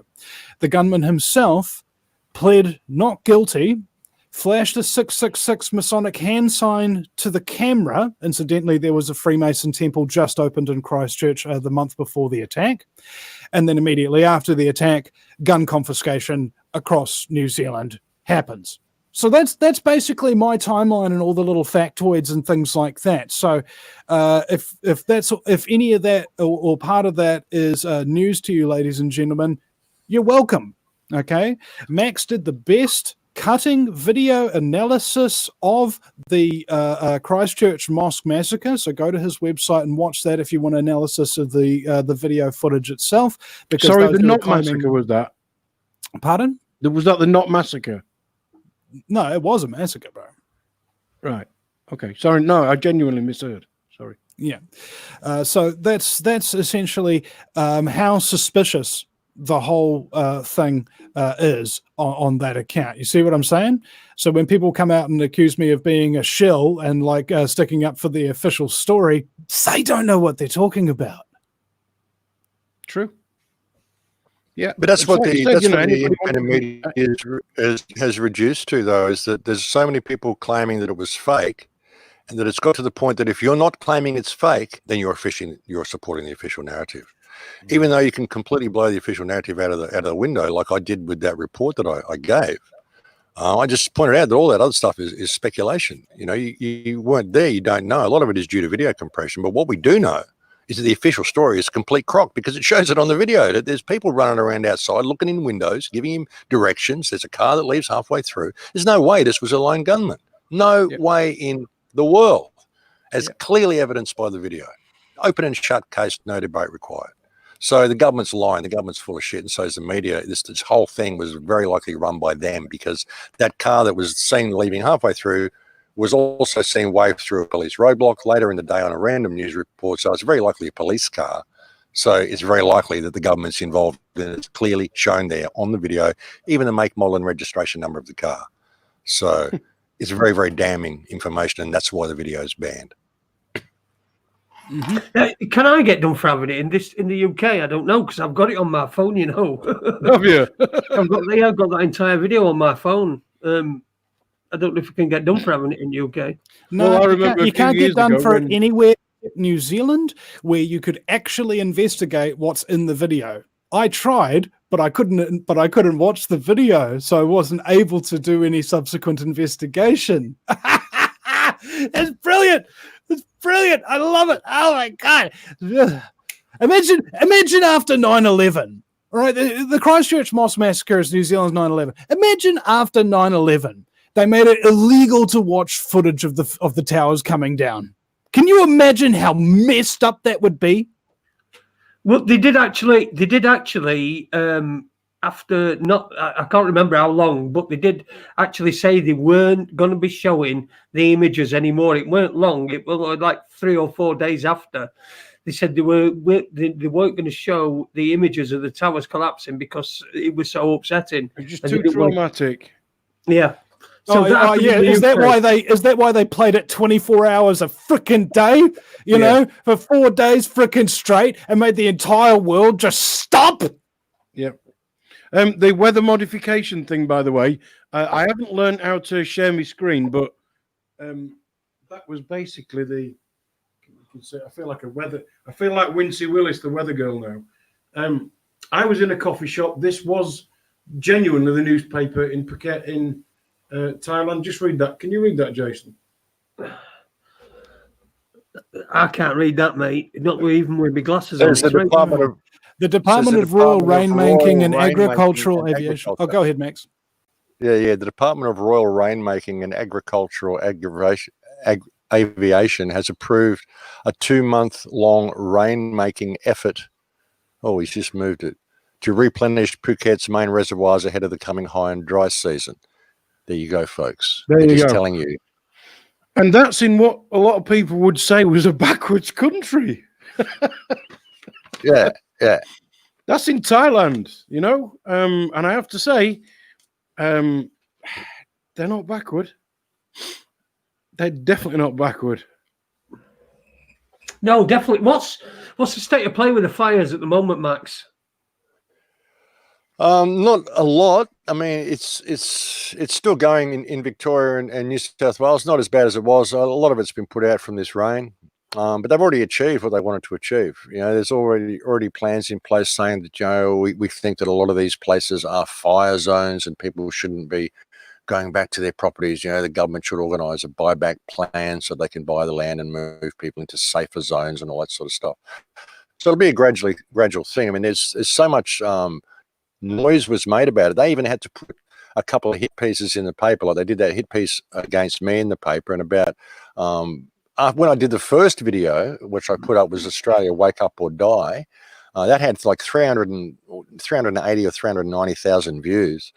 And they put out an article in the paper then saying, you know, hundreds of thousands of Australians are embracing a ridiculous conspiracy theory that the fires are something to do with Agenda 21 and moving people out of the country and blah, blah, blah, blah, blah. So, you know, they had to, you know, put out all these hit pieces to say that wasn't happening. But now we're seeing the legislation coming out saying, well, you know, actually these are danger zones, and so we should be offering to buy people. About experts say, experts recommend this, of course. You've got to wonder who these experts are, you know. I always remember when I read an article on Press TV in an Iranian newspaper. I read an article and it was talking about what was going on in Yemen. And I was reading and I was thinking, wow, and it said expert says, right, it talks about military bases in Yemen, you know. I'm reading this and I'm thinking, well, this is a lot like what I was saying the other day on Press TV. So this guy seems to be agreeing with me. Then I read the whole article and it was signed by Max Igan. And this was in the newspaper as expert says. So I'm thinking, oh, okay, so suddenly I'm an expert, am I? You know, I'm not an expert on anything except myself. I mean, I'm still learning about that. So whenever I see articles in the paper now saying experts say, I wonder if it's just some random they got in for a radio interview, you know, because that's what they did with me anyway. Well, the other one is when they say, oh, most people or everybody knows, or the best one, 74% of people say, no, they don't. And I can tell you why. Because nobody fucking asked me.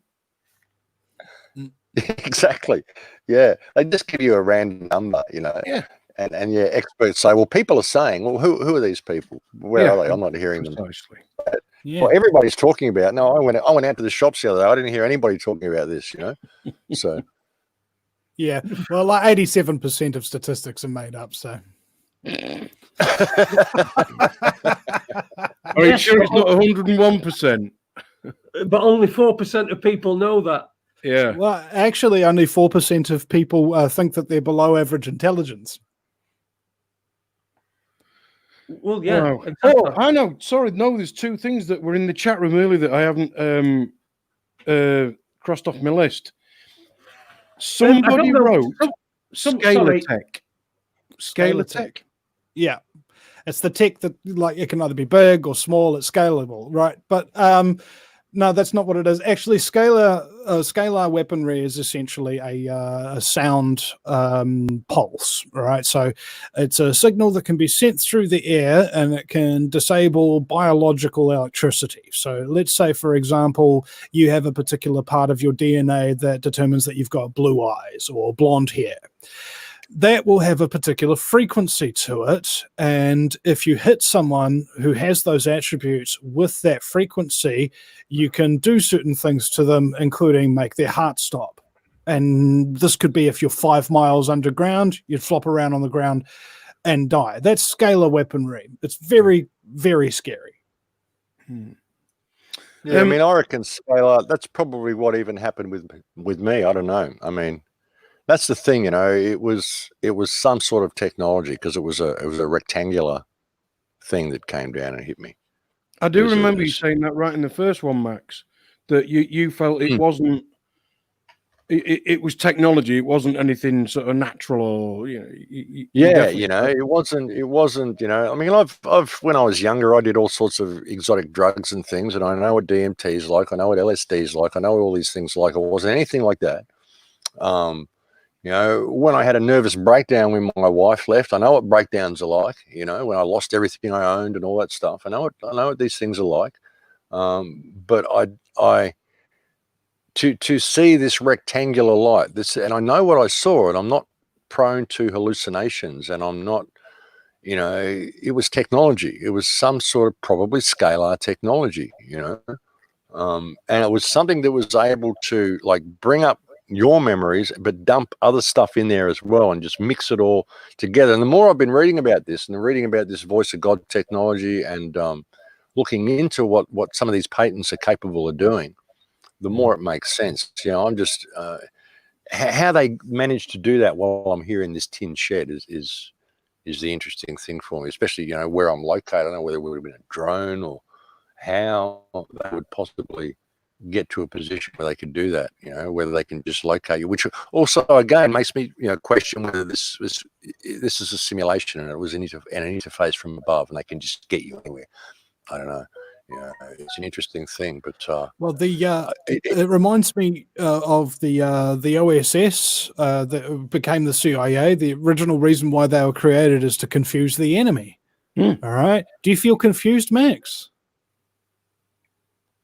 Well, I did then. I don't now, but I was certainly confused then. I didn't know what was going on. Like I said, if I'd been living in town, I would have ended up in the nut house, I'm sure, you know. And the second night, when I lay down there the second night, and I just had these incredible feelings of horror all over me for like 7 hours. It was horrific, you know. And then I was just babbling and talking at people, trying to make sense of it, you know. And it took me like a week. But I can imagine if I was in town, I would have ended up. They would have committed me. I would have ended up in a psych ward on drugs. Then 4 or 5 days later, a week later, I would have been fine. I would have been in there on drugs, trying to convince people I'm actually sane. Something was done to me. But I've been looking into it a lot since then. I've found so many cases of this sort of stuff happening. And I've been contacted by a bunch of people. People have contacted me and said, "Wow, it was actually really good to hear you say that, because now I don't feel so uncomfortable about talking what happened to me." You know, talking about what happened to me. And so many people have said, yeah, the same technology and the same feelings and the same discombobulation. And like I said, when I look at the amount of people I was reaching with those 5 videos, I was like having people come up to me when I went to the supermarket. "Oh, you're the guy from YouTube's making those 5 videos, you know." And then I get hit with that night, and then that day, that newspaper article comes out, you know. It's not a coincidence. I don't believe in coincidences. That's a coordinated attack, sounds like. Absolutely. But hey, you know, like I said, I've come through the other side okay. So, yeah, it is what it is. At least I have a new perspective now, and at least I can understand a lot of other people that have made these claims. And you know, if they'd done sort of stuff like that, if they're doing that to someone like Brendan Tarrant, and he's acting in that way, if they're hitting him with these things and he's going into these chat rooms and being this it's not surprising, you know, if they can flip my personality like that. I'm aware of all of this sort of stuff, you know. they didn't. I don't think they succeeded. All they did was discombobulate me for a few days. But you've got other people like David Shaler. I think, I don't know whether he's ever come back. There's a lot of people that never come back. One woman told me it took her 3 years. Another man told me that his sister committed suicide. One woman said it took her 3 months. Another guy said it took him a year. So, yeah, I mean, it didn't work, but it's given me a new perspective. So, it's all part of the ride, but it does make perfect sense that they would hit me when they hit me, and do it the way they did. Yeah, there's other questions I have about certain circumstances that led up to it. I mean, how they might possibly have found me here. There's a few questions that I haven't spoken about on air because I need to look into them first before I talk about them. But has stuff been happening since? No, I've been good. Well, I fell down and broke my foot, but no, I've been good. I mean, I don't go out much. I don't go into town much. I'm pretty good here. I've got a lot of trolling and stuff like that, but it's kind of expected. But no, it's been good. Everything's been fine in my life. Okay. Well, just give me a moment then, because I've got to go take a wiki leak. Cool. Well, I'll tell you what. I've just had a data usage warning on my 4Gs on my device, so I don't know how long I'm going to last. So I don't know. A lot of guys have that problem. 1 in 5, I think. Well, yeah, it's quite high, isn't it? It's all right, Jace. I'll bring you some back from Thailand, mate. You're all right. I'll be back in a flash. I sleep with an erection so large that it's like I haven't got a blanket on. Easy now. Easy now. But I've just had a data warning. So if I go off, then I'll hook up to my phone and just wrap the show up. Yep. Just simply because if I don't, it'll just keep going on and on and on. I don't need to earwax again. Did you set it that you were to 20 gig to warn you? I told it to warn me. Well, it's set at 2 gig. Right. Okay. So it's obviously down to 2 gig. So we've used 17 gig. Okay. Let's see. Anyway, just a couple of things to get in, Max. When they were talking about Scala technology, somebody put in the chat room Tesla technology. One of the question right from near the beginning that I missed, Max, was what was with the swastika. I had a thought that I needed to do that to protect myself. I was having all of this stuff come through from Hyperborea and ancestral stuff, and I got that was a protective symbol that I should use. And if you look it up, it's actually a protective symbol. It represents harmony, balance, prosperity. It was used everywhere. If you Google, go to Google Images or whatever, and search for Coca-Cola swastika, and search for American swastika, and just search for world swastikas, and you'll find that it's used in every single country around the world up until the 1940s. In World War II, when World War II broke out, both Russia and Germany used the swastika and the double-headed eagle as their symbols, and then halfway through the war, Russia decided they better drop the symbol because it's the one Germany was using. But it was all designed to vilify the worldwide symbol for prosperity, balance, and harmony, and turn it into a symbol for hate, where people would hate that symbol and think that it represents mass slaughter and psychopaths and hatred and all the stuff that it doesn't represent. It represents exactly the opposite of what we've been told. Everything's backwards. Everything they tell us is backwards.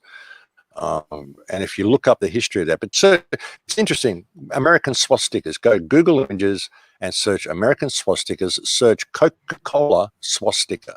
That's an interesting one. Search tobacco swastika. Search, just search American swastika. Search Australian swastika. You'll find that we had it on yachts in the Sydney to Hobart yacht race. It was used in American fashion. Hockey teams, basketball teams, all had swastikas on their uniforms. In the 1930s, women used to wear it on their hats. Doormats in their houses. It's also believed to keep the predator mind at bay, to keep the parasites at bay. It's the one symbol that they really hate because it represents harmony, prosperity, and balance. And we've been taught to hate that symbol.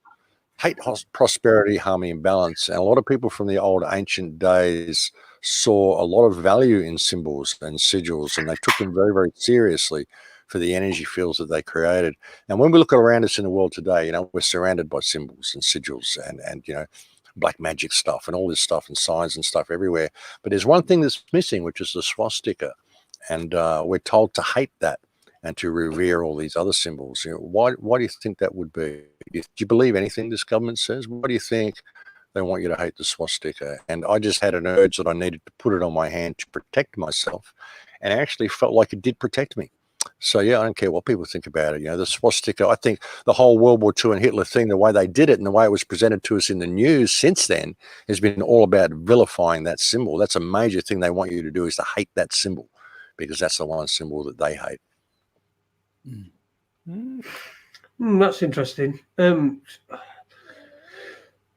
do that. Search Coca-Cola swastika. Search American swastika. I know the swastika is big. The swastika used for various, you know, different cultures throughout time, and I know that it doesn't necessarily mean. Well, it doesn't mean the Nazi. No. It means prosperity, balance, harmony. It means the four seasons, the four ways, the four directions. It means all sorts of stuff. If you look at it, and that's why it was used, or it was adopted by every single culture on earth, right around the world, found in all countries. Why do you think that would be? And it wasn't just a symbol that was used; it was used as the main symbol for so many cultures. Why do you think that was? And we used to live in a harmonious world. If you look at some of the work I've been doing on ancient history and stuff, and there's so much more to explore with that. But we lived in a very harmonious world. I don't believe history at all. I think our history has been completely fabricated. All this history we're told of, this feudal cultures that went up through thousands of years, I think it's all rubbish. All of it. I think we lived in a worldwide culture that was very harmonious, beautiful architecture, good people. We all got along, and that symbol was everywhere around the world. So I have no problem with that symbol. I do not believe the official story of World War II. I don't believe one single thing that I'm told by this government or by this media or by the history books or by the education system. Not a word of it.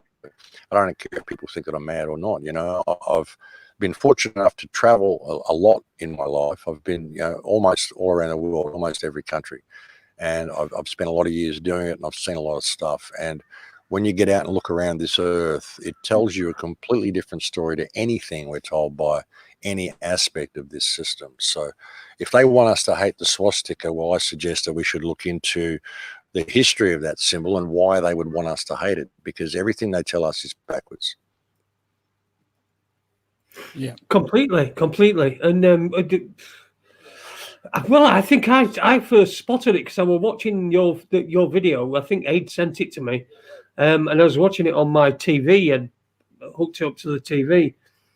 And I noticed you got something on your hand, and I paused it, and I noticed it were a swastika. But then again, that just feeds everything, doesn't it? You know this feeding frenzy that came from that. That's just part of the feeding frenzy. It were always going to be part of it. People were always going to question that.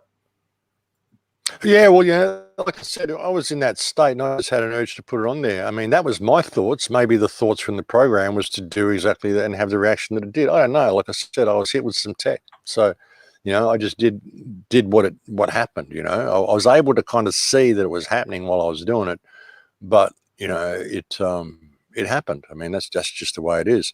But, you know, like I said, if people look into the origins of that symbol, just search American swastikas. If you think it's a bad symbol, just go search American swastikas.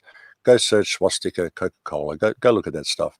And if you decide that, oh, you know, it's a Nazi thing, well, if you want to believe the government and all that sort of stuff, well, that's your choice. I don't even know what you'll be doing listening to this radio show if you're someone who wants to believe the government. And if they're going to lie to you about one thing, what makes you think they're telling you the truth about anything? I mean, look what they've told you about vaccines. Do you believe vaccines are good for you? Well, if you believe the swastika is an evil symbol, you probably believe vaccines are good for you. I can say that. That's the way you operate, isn't it? Isn't it that if you believe vaccines are bad for you, you must believe that they didn't land on the moon? Or isn't that the way they play it? All this unrelated stuff. So, you know, that's the way people come back at you all the time. So, you know, I mean, look into it. Everything they tell you is backwards. And I know people that have got Buddhist statues all around their houses with swastikas all over them. You can go to Mongolia, find the swastika everywhere, find it all through Finland. You find Buddhist statues everywhere with the swastika on them. Hindu symbolism everywhere with the swastika all over it. Japan, you'll find it in every single country. So, and like I said, all you've got to do is go and look on Google Images, and you'll find out that it has nothing to do with the Nazis. The whole World War II Nazi thing was created to create the situation that we're in now. You know, nothing they tell us is true.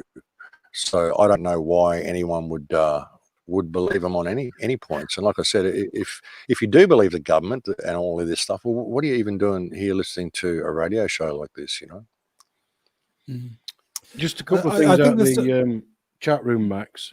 Somebody asking where the word Nazi comes from. As far as I know, it's nationalist Zionist, is it not? No, it's actually a abbreviation of the initials for the National Socialist German Workers' Party. There you go. That's the way. There's a question. There's a question there that's been sent to me. Misha would like an explanation from Max why I ban people. I ban people who insult me.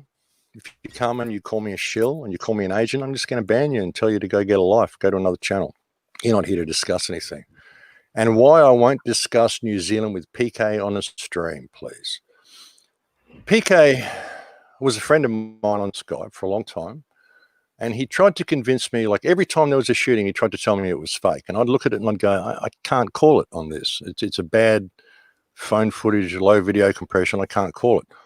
When he couldn't get me to start promoting the concept that all shootings were fake, he started bad-mouthing me for about a year behind my back. And then he attacks and insults, and he's made hate videos about me and all sorts of stuff. PK doesn't want the truth. PK just wants to be right. That's all he wants. PK is only interested in promoting the concept that all shootings are fake. He is absolute confirmation bias, and he is a nasty, horrible, toxic little man. He has sent so much hatred my way. He has trolled my channels. He has encouraged other people to troll my channels, and they are not open to discussion. All they are there to do is promote hatred and to push the divide and conquer agenda. PK also was ringing up nurses and abusing them in hospitals in Melbourne here, and made the mainstream news when there was I think it was a totally staged attack in Melbourne. There was a car driving around, you know, there was a so-called terror attack a couple of years ago. PK was calling it all out as fake, which it probably was, but he was also ringing up and abusing nurses and telling them that they're having fake victims in hospitals and stuff, and recording and posting it on YouTube. He made the mainstream media and gave the independent media in Australia a very bad name, made us all look like nuts and conspiracy theorists.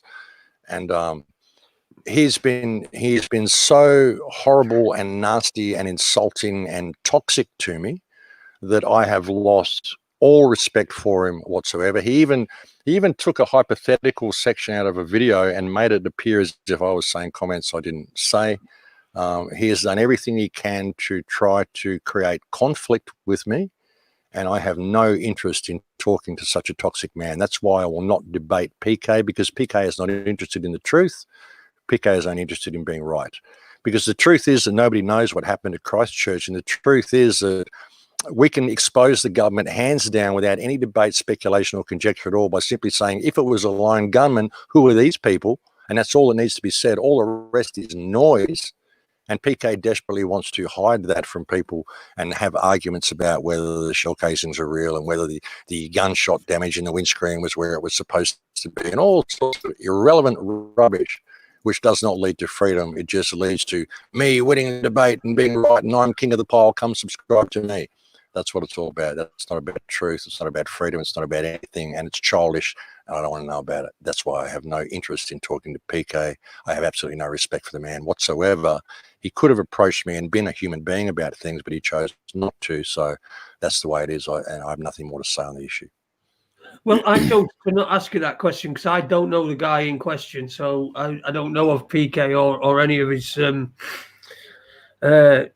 his work or anything like that, which is why I chose not to ask you the question. You know, like you said, there's tools. Look, you know, so many people put out so much stuff about Christchurch. The stuff that was put out by David Robert Steele saying this is all this and these are barefaced lies, not misobservation, just barefaced lies. The shooter's video clearly reveals the government is lying. We got them with their hands in the cookie jar.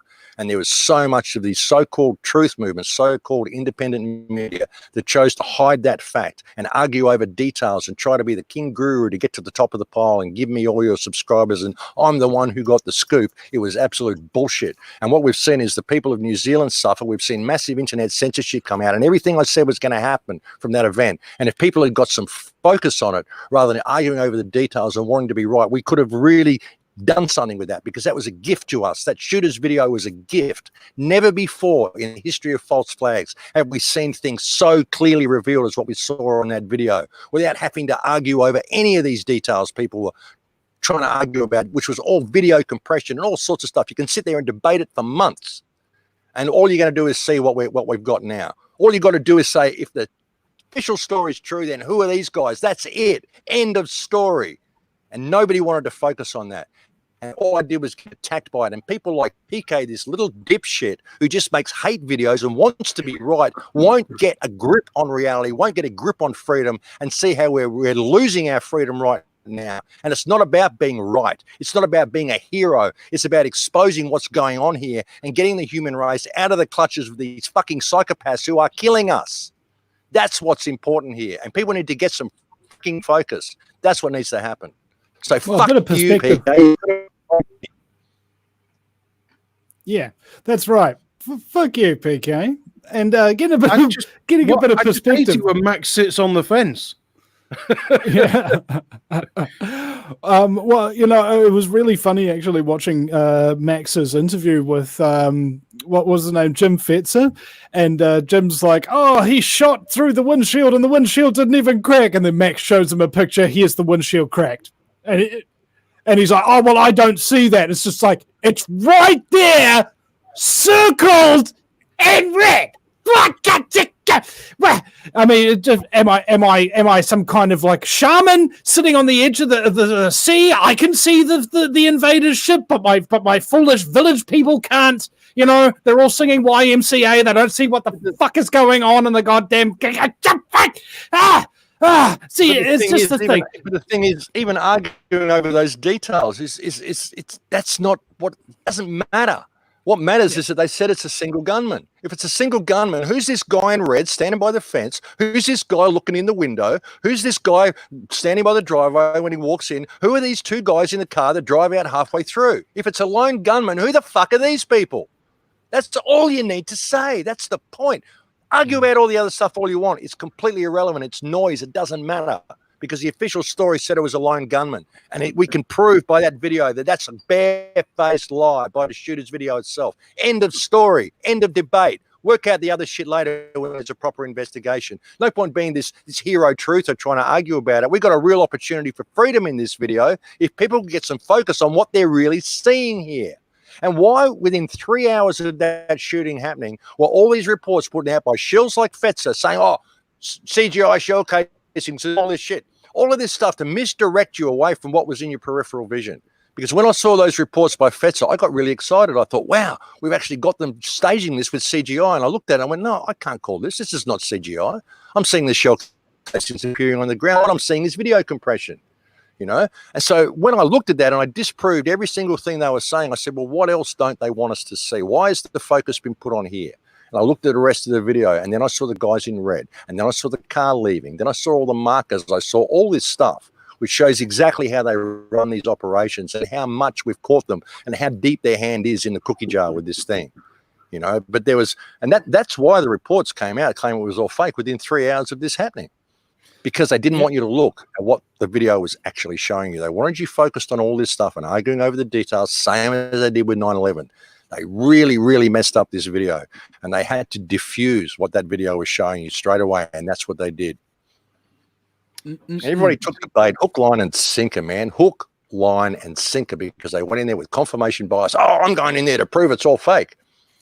Why? Why don't you go in there looking for the truth? Why don't you treat it as a standalone event? You can't judge it on what they did in the Boston bombing or what they did at Las Vegas or what they did at Sandy Hook. These might have been fake, some of these events, but this is a different event. You can't say because they were fake, this is fake. You can't do that because they're going to mix it up. It will be stupid for them to do that, you know? And like I said, you don't even have to argue about that. All you got to do is say, well, the official story says it's a lone gunman and the video shows it's not. That's it. End of list. End of debate. There's your focal point. Mission's done. The game is fucking won. Why didn't anybody do that? Yeah. Mm-hmm. See, the way I look at it is, we've never monetized this ever, apart from, you know, the odd donation just to get us up and running and stuff. But because that's not what it's about. It's about having a platform where everybody can share stuff for free. But while ever they're dividing everybody and divide and conquer, then while ever we're arguing amongst ourselves, you know, it's just going to get worse and worse and worse. And there was a really good comment in the chat room earlier. I think it was Mark Shield Destroyer. In answer to somebody's question, how bad can this get? His answer was Belfast in 1970s and 1980s. And we're not far off that. Mm. I don't think with that, I don't think that badly off. Bolshevism. That's how bad it can get. Yeah. What's happening in China now? I'm hearing some incredible reports coming out of China. I'm hearing that there's 400 million people in quarantine. I'm hearing I've got some. I'm going to do a report. Oh, you're breaking up. I think that might be the Chinese. He actually does sound Chinese when he's breaking up. Does he? That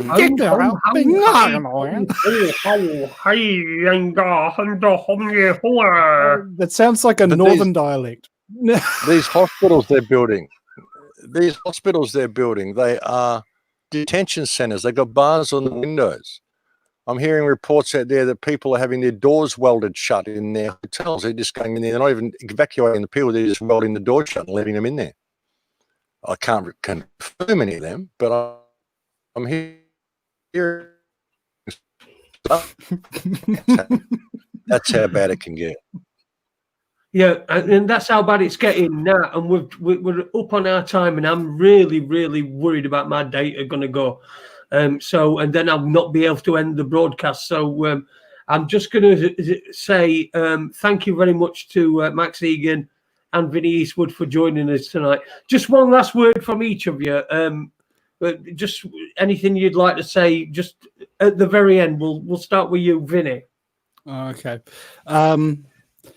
I've got a child on the way, ladies and gentlemen. So that's going to be good. About 2 months' time, I'll be a father. It's just my first, so that's going to be a really interesting time. Congratulations! Thank you very much. So I'm trying to get back into work. I'm just feeling really, I don't know, is it summer or I don't know what it is, but I'm just feeling really, really sad and lonely and that kind of thing, because it's tough doing this job, man, because the vast majority of people don't get it. You're not going to be in the popular kids club, and it's tough doing everything all alone to a large degree. So I want to send out a lot of positive thoughts to everybody who knows what I'm talking about, who knows what it's like to be correct, to be doing the right thing, and to be persecuted, ignored, attacked, ostracized, accused, and all of those good things. Salute to you all. And please, if you can, help out the Vinny Eastwood Show. Go to patreon.com/Vinny Eastwood. That's Vinny with a Y, because it's the most important question. And Eastwood, go ahead, make my news. And on the homepage of the Vinny Eastwood Show.com, there is PayPal and KiwiBank and the whole 9 yards, and there are rewards as well. So on the homepage there it says, have you already donated? Click here to get your special rewards. And that's about all she wrote, folks. Okay, Max. Yeah, well, thanks for having me on, guys, and good to talk to you, Vinny. Don't be too lonely, brother. Give me a call if you ever need to. We don't chat much. I mean, we should, but yeah, give me a call sometime. And we need to get some unity and some focus, folks. Stop hacking each other down. Stop arguing over details. I'm sick to death of the trolls. I'm sick to death of people trying to hack me down for simply having an opinion. If you disagree with my opinion, well, that's fine. I might change it soon because I don't have to be right on anything. It's all part of the journey, trying to find a way through this mess and establish freedom. That's what all this is about. So let's turn this into a freedom movement and stop it being a subjective truth movement, which is what it is, because it isn't a truth movement. There is no truth movement. What there is a bunch of people locked into their egos arguing over their belief systems, because the truth is that no one knows what the truth is. A lot of people have got an idea what the truth is, but nobody knows. So let's focus on breaking each down. Ultimately people, and it's those who are controlling the people. If the truth movement is going to fight against each other, or the resistance is going to fight against each other over their belief systems, then we've already lost the battle. So, it's about time we grew up. And I'd like to see that. And that's the only way we're going to ever have a positive future. Otherwise, there's no point even doing this. And I know what Vinny's saying. It is hard getting hacked down all the time. And I get it. I get hate mail. I get death threats. I get people wanting to bash me and all sorts of stuff. So that's just the way it is. People using your name to hack you down and get subscribers to their channel by posting hate videos about you and stuff like that. I mean, moral integrity of these people. You've never seen me post one hate video about anybody. You've never seen me go into battle with anybody on YouTube. All the people who've posted hate videos trying to get me to respond, you're just childish little turds. You should get over yourselves, because all you're doing is supporting the government agenda. Anytime you create a video to hack down anybody in the resistance who's offering an opinion, what you're doing is you're doing the government a favor. So you people need to grow up and then realize what the focus should be here. We've got to establish the freedom we need to get out of this mess and to find out what the truth is. But ultimately, the truth is that we're in a prison system. Everything's a lie. Everything's backwards. And the very division that they promote on us and that most people on YouTube are promoting is the very thing that is keeping us in that prison. So, yeah, let's get some focus. And thanks for having me on, guys. Brilliant. Thank you very much for that, Max. And I'm going to give Ada is going to do the last word on the show, because I've written a joke and I'm going to get him to read it. It's in the private thing. I'm just going to send it now. Right. Okay. I'll read that in a minute. But before I do, I just want to say what I love about what we do here at Raconteurs News is trying to make it real. And what I love is when guests get really emotional. Because, that's when you're getting somebody's soul and what's inside coming out. And I'd just like to say that whatever the truth is, it's just got to be your truth. Don't have to be somebody else's. Because the truth is what you make it. I just want to address this comment. I can just see we've just listened to you burn our ears out with angry words about another person who disagrees with you. No, you've listened to me respond to a hateful little man who's been attacking, insulting, and defaming me for the last 2 or 3 years. And that's my first response to it. That's not a person who disagrees with me. That's a person whose last words were, "I will destroy you. You can Skype." That's the last thing he said to me. So, no, you haven't listened, you burn your ears off about someone who disagrees with me. It's a humble little man who is on a vendetta. And that's childish and stupid, and it only serves the government. And that's, like I said, that's not someone disagreeing with me. That's just someone being a turd, and I have no problem calling him out on that. And that's the last thing I want to say about him. What I said today is all I have to say to him. He has the respect for me of a gnat or a mosquito after what he's done. I think we've got it, Max. I think we know. I think we got the gist. What I love is, though, whoever comes on, you're just going to get their truth. Agreed. Okay, well, listen, we've got to finish, because I'm so been worried about my data, whether it's going to finish in any second. I'm going to be off. Oh no, my data! I'll have my broadband on tomorrow, so we'll be back tomorrow night, myself and Ada. Ada, right, read my joke, and then we're going to finish. Man, honestly, I can't. You can. No, I really can't. You can. I can't. Gotta read the fucking joke, man. Come on, read the joke. I think that saying hailstones were the size of golf balls is not broad enough. We should say the size of testicles. The bigger the hailstones, the bigger the animal whose testicles describe them. Yeah. So they were the size of moose balls. There you go. We're going. Thanks, Max. Thanks, Vinny. Cheers, Adi. We'll see you. Thanks to everyone in the chat room and everything. We'll see you tomorrow. Bye. Thank you. See you tomorrow. Bye-bye. Bye-bye, everybody.